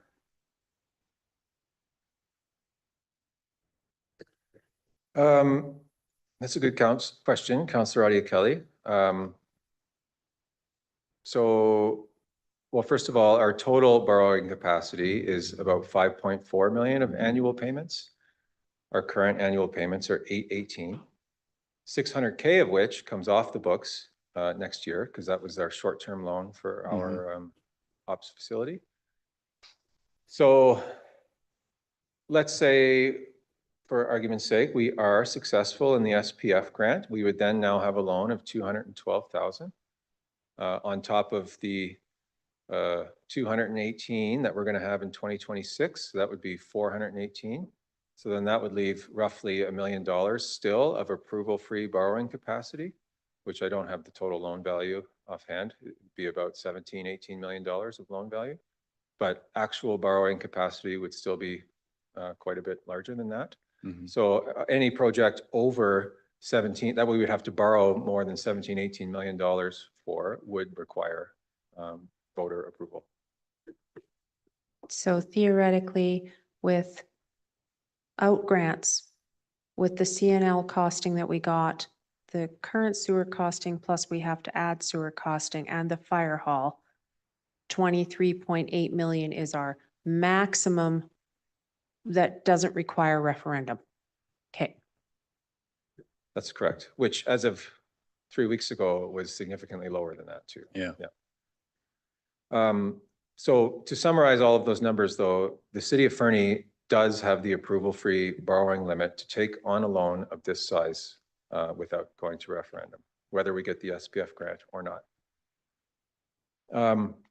Also in discussions with UBCM about this option, they said that a council resolution authorizing approval-free borrowing and an expectation of when we'd get ultimate approval from the MFA, which just takes time because the borrowing bylaw we submit to the province and they have it for 6 or 8 weeks and we get it back, council adopts the bylaw, there's a month-long quashing period, and then we do another bylaw for our temporary borrowing, and then we submit an application to the MFA, which there's no reason for them to deny it, but it just takes time. So So as long as we communicated as of September 12th, when roughly we expect to get approval from the MFA, which if we follow our current timeline would be November or December, would be enough for them to be satisfied that we have funding secured for the rest of this project. So, sorry, Mr. Burdett, just for clarity, based on what you said, if we advance approval for free borrowing and are able to provide surety to UBCM by September 12th, we stand a reasonable chance of getting the $7 million additional funding. If we miss that deadline, if we go to referendum and it happens in October, we stand no chance of getting that funding. That's essentially correct. Neither of those are guarantees. Understood. Yeah. I don't know for certain that they would deny our application, but based on what they've told me, they would view it as a risky one. Yeah. And I don't know for certain that they would approve our application, but what I do know is that if it improves our chances, if approval-free borrowing is advanced, it times all aspects of this project really nicely with that SPF grant. And again, it's just by a stroke of good fortune. We've been working on this project for over a year. Yeah. And it just so happened they announced that intake 5 weeks ago, and it's only open for 3 months, and there's still quite a bit of work to get everything lined up nicely for it. But the way the nice people from UBCM were speaking in Cranbrook, you know, they really want to give this money to municipalities because, for one, they've been advocating on municipalities' behalf to the federal government that they would like to see this fund increased. But the response back has been that, well, you're not spending what we're giving you. And, you know, there's the other half of the Canada Community Building Fund, which is the amount we get every year, which has been going into our reserve. And UBCM also said that they would like to see applications using that part of your funding too, which as part of our strategy. Funding strategy depletes that reserve so that they can advocate better on our behalf. But the reason we're not spending it, obviously, is that things are getting more expensive. And so it is hard. But you're right. If there's a referendum, I would say most of the time we lose out on this funding stream. And if it's approval for free borrowing, I feel quite confident about this funding stream. Thank you.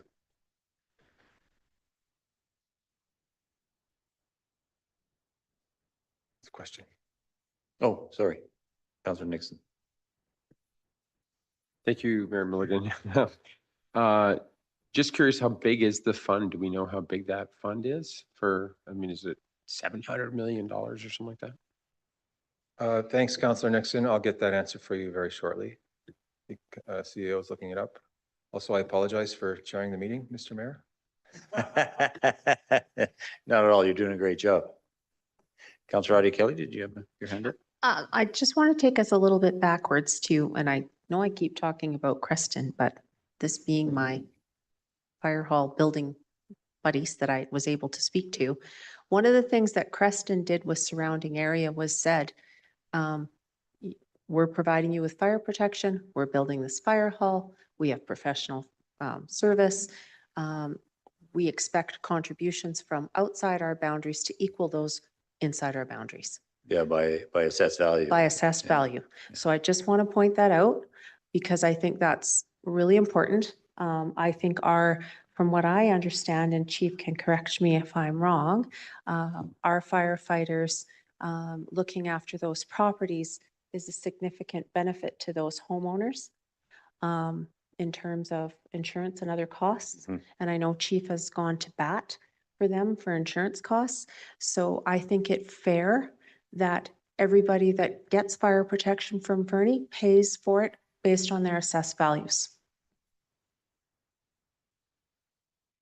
Any comments, Mr. Burdett, before I go to Councillor Schutzman? I do have a comment. The formula that decides how much funding they provide does factor in assessed value. The problem is that Fernie's assessed value is also quite high. So it's not, you know, I understand what you're saying, but we also have our own value working against us in that equation for sure. Just further, that was further also to his worship's question about ongoing. Like this is your contribution towards the new build, but what about also the ongoing costs of running a fire hall? Yeah, and I mentioned this earlier, but the other variable in the equation that determines how much they pay is the fire hall's operating budget period. So when that goes up, their amount that they contribute goes up as well. Councillor Schussman?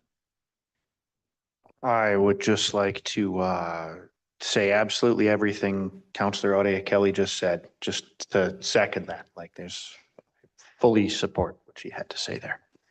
Thank you. Before I go to you, Councillor Ramirez, I'm going to ask if I can get a resolution to go past 10 o'clock.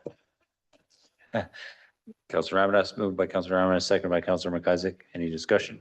All those in favor? That is unanimous. I beat you to it. Councillor Ramirez. Thanks, Your Worship. And yeah, if clapping at council was allowed, I would have clapped 2 minutes ago. One question, CFO, I might be, again, jumping the gun here a little bit. On July 15th, what exactly are you going to ask from the council? That's a good question, Councillor Ramirez. So the ask next week will be to give first 3 readings to loan authorization bylaw, which will then be submitted to the inspector municipalities or the province the very next day, July 16th, and they'll have 6 to 8 weeks to approve that. That timeline initially was driven by a referendum in October. We were just working back from that date, which was then, impacting spring construction. And we've had discussion about whether we still need this on July 15th. And I think the argument is that we do, so that when we submit our application to the SPF in September, we'll have a more firm and accurate date to give them in terms of when we expect MFA approval for a loan. So we did talk about not, pushing next week's meeting, but ultimately I think it strengthens our application still to keep this timeline. Because if we have that authorization bylaw back by mid-September, we'll be able to say that we've got 1 step left, and it's the MFA. Councillor McIsaac? Thanks, Your Worship. Thinking that next week is committee of the whole, is there a special meeting being called? Did I just miss that? That there's been a special meeting called next week? It hasn't been posted yet. Okay, we only need 24 hours? Oh, I'm sorry. Okay, well then no. Thank you. Councillor Ramirez? Sorry, Worship, I'm still unclear, CFO, apologize. So really, you're going to ask from us, either do you want to go approval-free borrowing or not? That's what you're going to be asking Certainly part of from the us. question, yeah. I'm sorry, Your Worship? That will be part of the question, for sure. Part of the question, or that's the only question that's going to be asked? I mean, the official resolution will be to give first 3 readings, but staff's recommendation will be to go via approval-free borrowing route, which is different from a month ago because of these 2 major things that have changed recently. Yeah. I do have another slide that actually kind of talks about the pros and cons of approval-free borrowing, if it's okay to move on. Okay. So pros, as I just mentioned, lines up this project quite perfectly with the intake period for the SPF. Oh, I'm sorry. To answer your question, Councillor Nixon, the total funding amount with this intake available is 125 million for all municipalities in BC outside of Metro Vancouver. And while that doesn't seem like a lot, which was my first thought when I heard it when I was in Cranbrook, I asked the question then, how many projects received the maximum amount in 2022, the last funding? And the answer I got was 4 or 5. And you can see why, like you need a lot of luck to line up perfectly to get a project of this size through that grant program. So again, it lines up perfectly with the intake period for the SPF.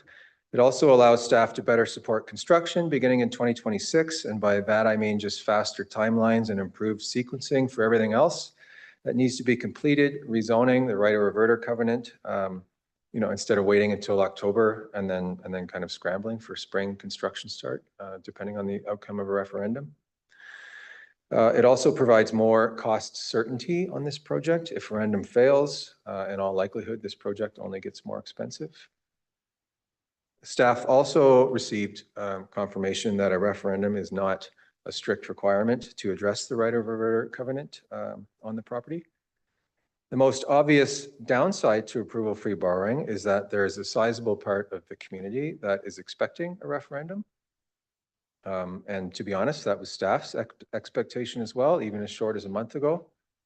But again, the very recent changes in both this SPF intake and the recent changes to legislation around borrowing has had a significant impact on the funding strategy.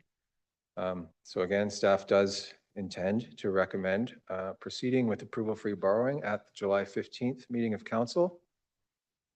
So that said, I'm happy to entertain more questions. Councillor Audie Kelly. Thanks, Your Worship. So CFO, just so I'm clearly understanding, we would still advance borrowing for the full amount because we can't assume we're getting the grant, right? Did I get that right? That's right. The borrowing bylaw will be in the amount of about 11.9 million, which includes 7 million for the grant, 3.5 for our portion if we're successful with the grant, and 1.4 for the regional district's portion. Okay, so assuming that, just bad news, we don't get the grant, we would still have the funding.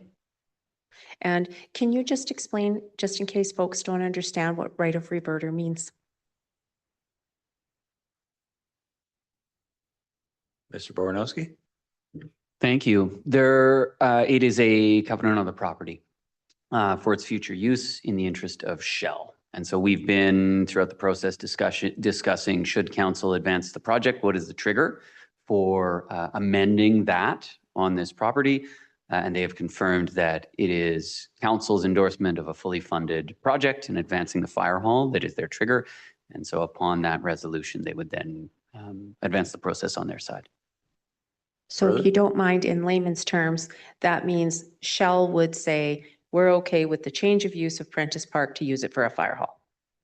Shell's specific language is they have no position on the use and that council's decision and determination will drive what they're willing to do.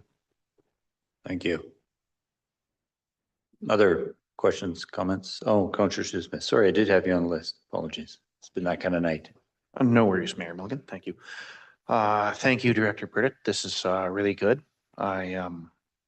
This presented course of action seems very prudent. It's quite fortuitous this has all happened, I guess.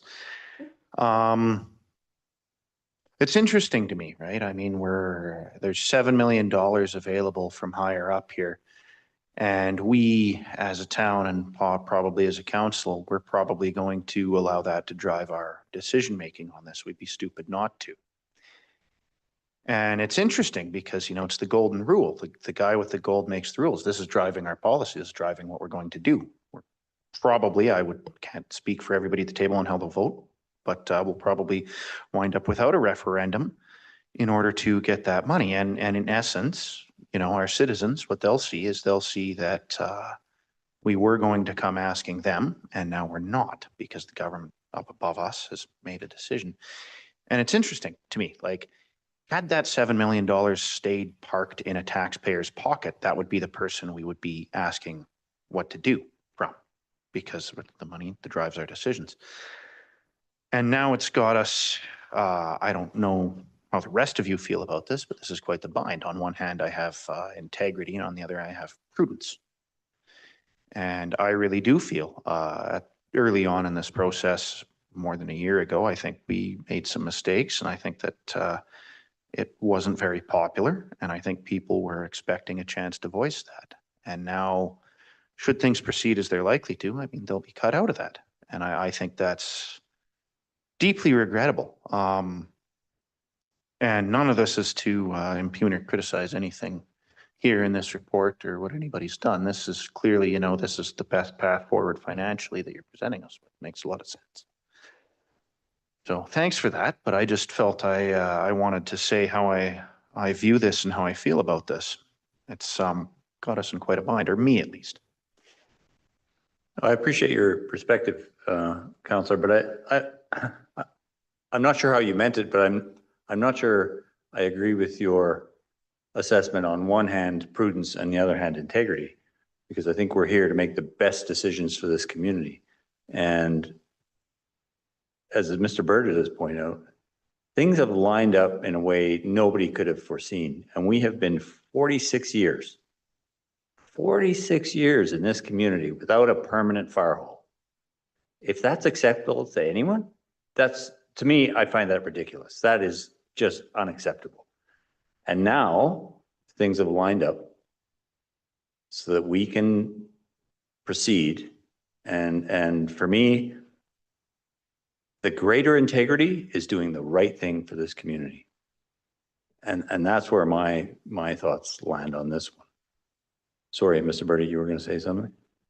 Oh, just to say that I understand where Councillor Shoesmith is coming from, which is why it was listed as a con to approval free borrowing. Oh, I don't want for a moment to minimize that. Yeah. That there is an expectation, and I know there will be blowback if there's a decision that doesn't meet that expectation. And the other point I wanted to make is that we've had lots of discussions about our major funding stream, our major sources of revenue as a municipality. One is taxation, the other are these grants. And again, this is timed very nicely for this. Yeah, and it's taxpayer money that we will bring back to this community, and it will take the burden off our local taxpayer. In fact, it's money they've already paid, and we'll just bring it back to advance a project in our community. Sorry. If there's nothing else, we have one more slide. There are a lot of positives to arriving at this stage in the project. So Ms. Weir has one more slide just to close out the presentation.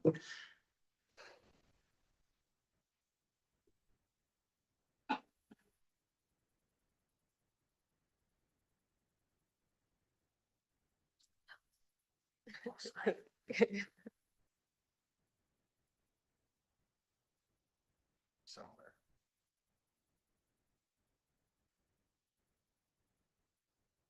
Apologies, I made a mess up here. Here it is. Thank you. We had just discussed and wanted to button up this extensive presentation sort of on a highlight in terms of that the staff report in front of you has outlined a design and budget for a new fire hall that addresses the operational needs of our fire and emergency services department and the long-term interests of our community. And our design that we're recommending prioritizes functionality and safety with a focus on cost containment and the ability to enhance emergency response capabilities and support our modern firefighting operations. And so the budget in front of you includes all the project costs and has been developed with input from our experienced builder and design team and sub-trades, and worked diligently to ensure accuracy and transparency that's available at this stage. And we just wanted to advocate that should council endorse this plan, there is a detailed plan in place to progress through detailed design, funding, construction, and highlight that, construction of a fire hall is targeted for spring 2026, and we could have a new fire hall serving our community by 2027. So just wanted to highlight some of what we feel are positive outcomes of the work to date. Thank you for that. Ms. Weir. And the the fact that we could potentially have a fire hall in 2027, I mean, that's impressive. And is that largely because of the precast tilt up? Like, is it a quick assembly? Yes, it's an expedited construction schedule. Okay, thank you. Councilor Ramanas. Just one small thought that I wanted to convey to the staff here, Your Worship.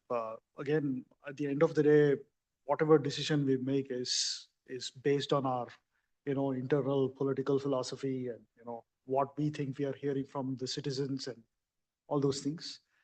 Till now, what I have seen through the night has been super impressive. It's job well done. Like, it's whatever decision we take is not a reflection of staff's effort. It's purely a political body that's making political decision. So I just wanted you guys to know that. Other comments, questions? Seeing none, yeah, I want to, reflect on, or echo Councillor Ramadas's comments just now. Like, this has been an excellent presentation. The level of detail and knowledge presented this evening has been super impressive and super informative. And, I'm very grateful for the work that's been done today. So thank you. Look forward to seeing the next piece of work. I was going to say hurdle, but I'll say next piece of work. Thank you. Oh, Councillor Nixon. Sorry about that. Just thanks, Mayor Milligan. When do we get our new fire truck though? Good question.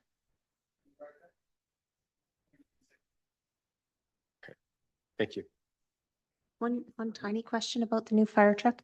Do we have to worry about tariffs on the new fire truck?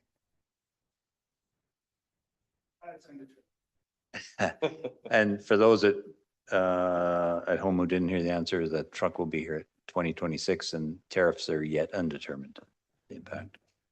And can we add that we did get a very good price on that fire truck? We did, yeah. Well, thank you all. So moving on to item 11.1. Oh, I'm sorry. Yeah, I'll need a mover and a seconder that council return to the regular council meeting. Moved by Councillor Audie Kelly, seconded by Councillor Shoesmith. Any discussion? All those in favor? That's unanimous. Thank you.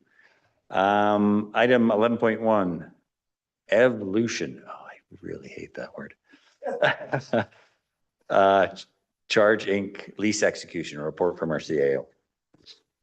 Thank you, Your Worship. I do believe they use evolution. Okay, thank you. Hopefully that's not watching. I won't make a comment on my feelings. Thank you, Mayor and Council. A really brief report, only a few more slides than Ms. Weir's presentation here, about the proposed lease at the skate park to establish fast chargers with evolution. Staff are recommending the council endorse the attached lease with Evolution Charge Incorporated for the purpose of establishing a EV charging station at the Fernie Skate Park, and that the mayor and corporate officer execute the lease once public notice has been provided. Very, very briefly, council will recall there was a previous application. This is indeed the second application, although to a different stream, to fund and install fast EV chargers at the skate park. On May 21st, 2025, council provided a resolution that council provide a letter of endorsement permitting the project to advance and direct staff to advance the agreements with the proponent, such that if funding is not successful, it be terminated immediately. We've now worked with legal counsel and the proponent to complete that work, and their grant application is in based on that letter of endorsement and confirmation that this report is coming forward to council. As noted, we developed it with both our legal counsel and Evolution based on their proposal. It is for a 20-year term to justify the investment on the site. However, there is both a general mutually acceptable cancellation or termination clause within the agreement, and also automatic termination should they not install EV chargers before 2026, before July 1st of 2026. We can mutually extend that, but that allows for that grant to be announced and for them to be able to construct in the spring and then become operational. Or if they're unsuccessful, the lease becomes terminated because they can't build the chargers. It does formalize the proposal that was endorsed by council, which is a 10% share of session revenues. We set a minimum of $5,500 per year, increasing by 3% per year. That's based on their bare minimum modeling, but that also provides us an assurance of revenues in exchange for that land that allows us to fund the snow clearing and if there's some additional incremental costs related to ongoing maintenance. Did circulate the considerations so that staff are aware. And the feedback was we were able to accommodate the additional snow clearing within that new funding envelope. Should they fail to have session revenues or provide that funding, again, the lease would terminate. Other than that, I'm happy to answer further questions that council may have. And again, the recommendation is as read at the beginning of the presentation and is in the report. Thank you. Questions from council? Seems pretty straightforward. I'll ask our corporate officer to read the recommendation. Your worship, staff recommendation is that council endorse the attached lease with Evolution Charge Incorporated for the purposes of establishing an EV charging station at the Fernie skate park, and that the mayor and corporate officer execute the lease once public notice has been provided. Moved by Councillor McIsaac, seconded by Councillor Nixon. Any discussion? All those in favor? That is unanimous. Thank you. And then the final item was in correspondence in which the Elk Valley Pride Festival has asked for in-kind requests consistent with their previous asks. And I don't know, I'll turn to staff if there's any comment from staff to inform this. It seemed, again, pretty straightforward. But, okay, seeing none. Oh.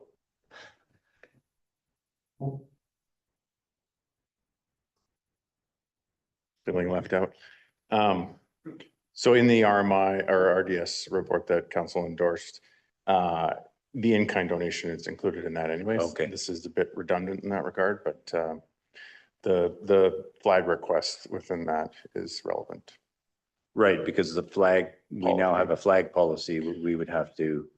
Council would provide have to direction. approve, yeah. Okay. Councillor McIsaac. Thank you, Worship. The only question I had was, I was a little bit confused about the reference to the Heritage Canada grant in there, and that the wording was that they did not apply for this grant, but would like to request the same in-kind support the city of Fernie has provided previously as the confirmed municipal support portion of the Heritage Canada application. So is that, are they saying they're now going to apply for the grant based on No. that amount? Is that, like, I No. don't understand what they're saying there. I actually had a conversation with Ms. Baker at Council Cafe, and she said, no, it's meant to say essentially just the same in-kind commitment as though they had applied for the grant. Oh, I see. Yeah. Thank Yeah. you. Thanks. Yeah, I had actually the same question. So they're not asking for additional, your No, worship, they're just just the asking for same. the same. Yeah. Okay. Yeah, thank you. So we do have an recommendation. Oh, sorry. I was just trying to move the. Oh, okay. Well, the motion is quite specific. So that council approves the flying of the Progress Pride flag at City Hall throughout the week of September 15th, 2025 to September 22nd, 2025. Moved by Councillor Ramirez, seconded by Councillor Adia Kelly. Any discussion? All in favor? That is unanimous. Thank you.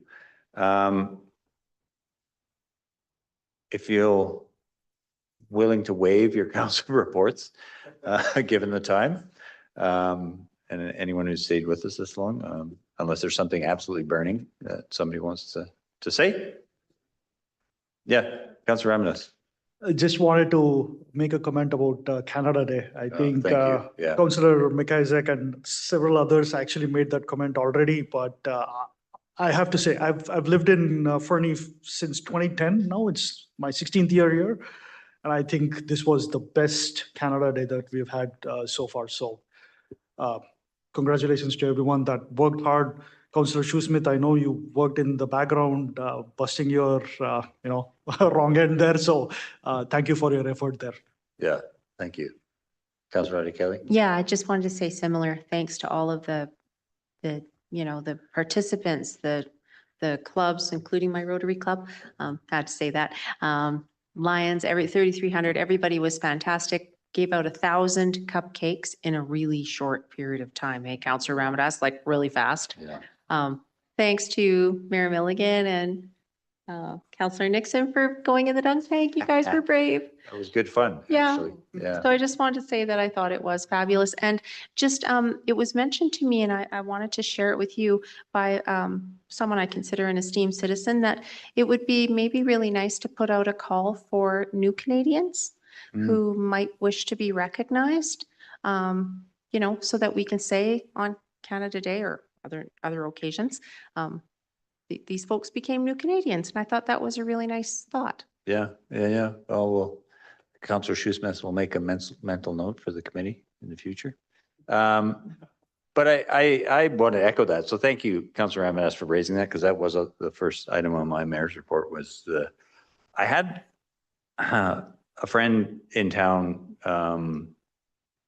who grew up here as well, and none of us could remember as impressive a Canada Day in this community, even as a child. Like I remember Canada Days, but the way that was set up was fantastic. And the concentration of it downtown on City Hall grounds with the shade and the food trucks, and it was exceptional. So kudos to everyone involved, including our staff who supported that. So it was, yeah, great thing.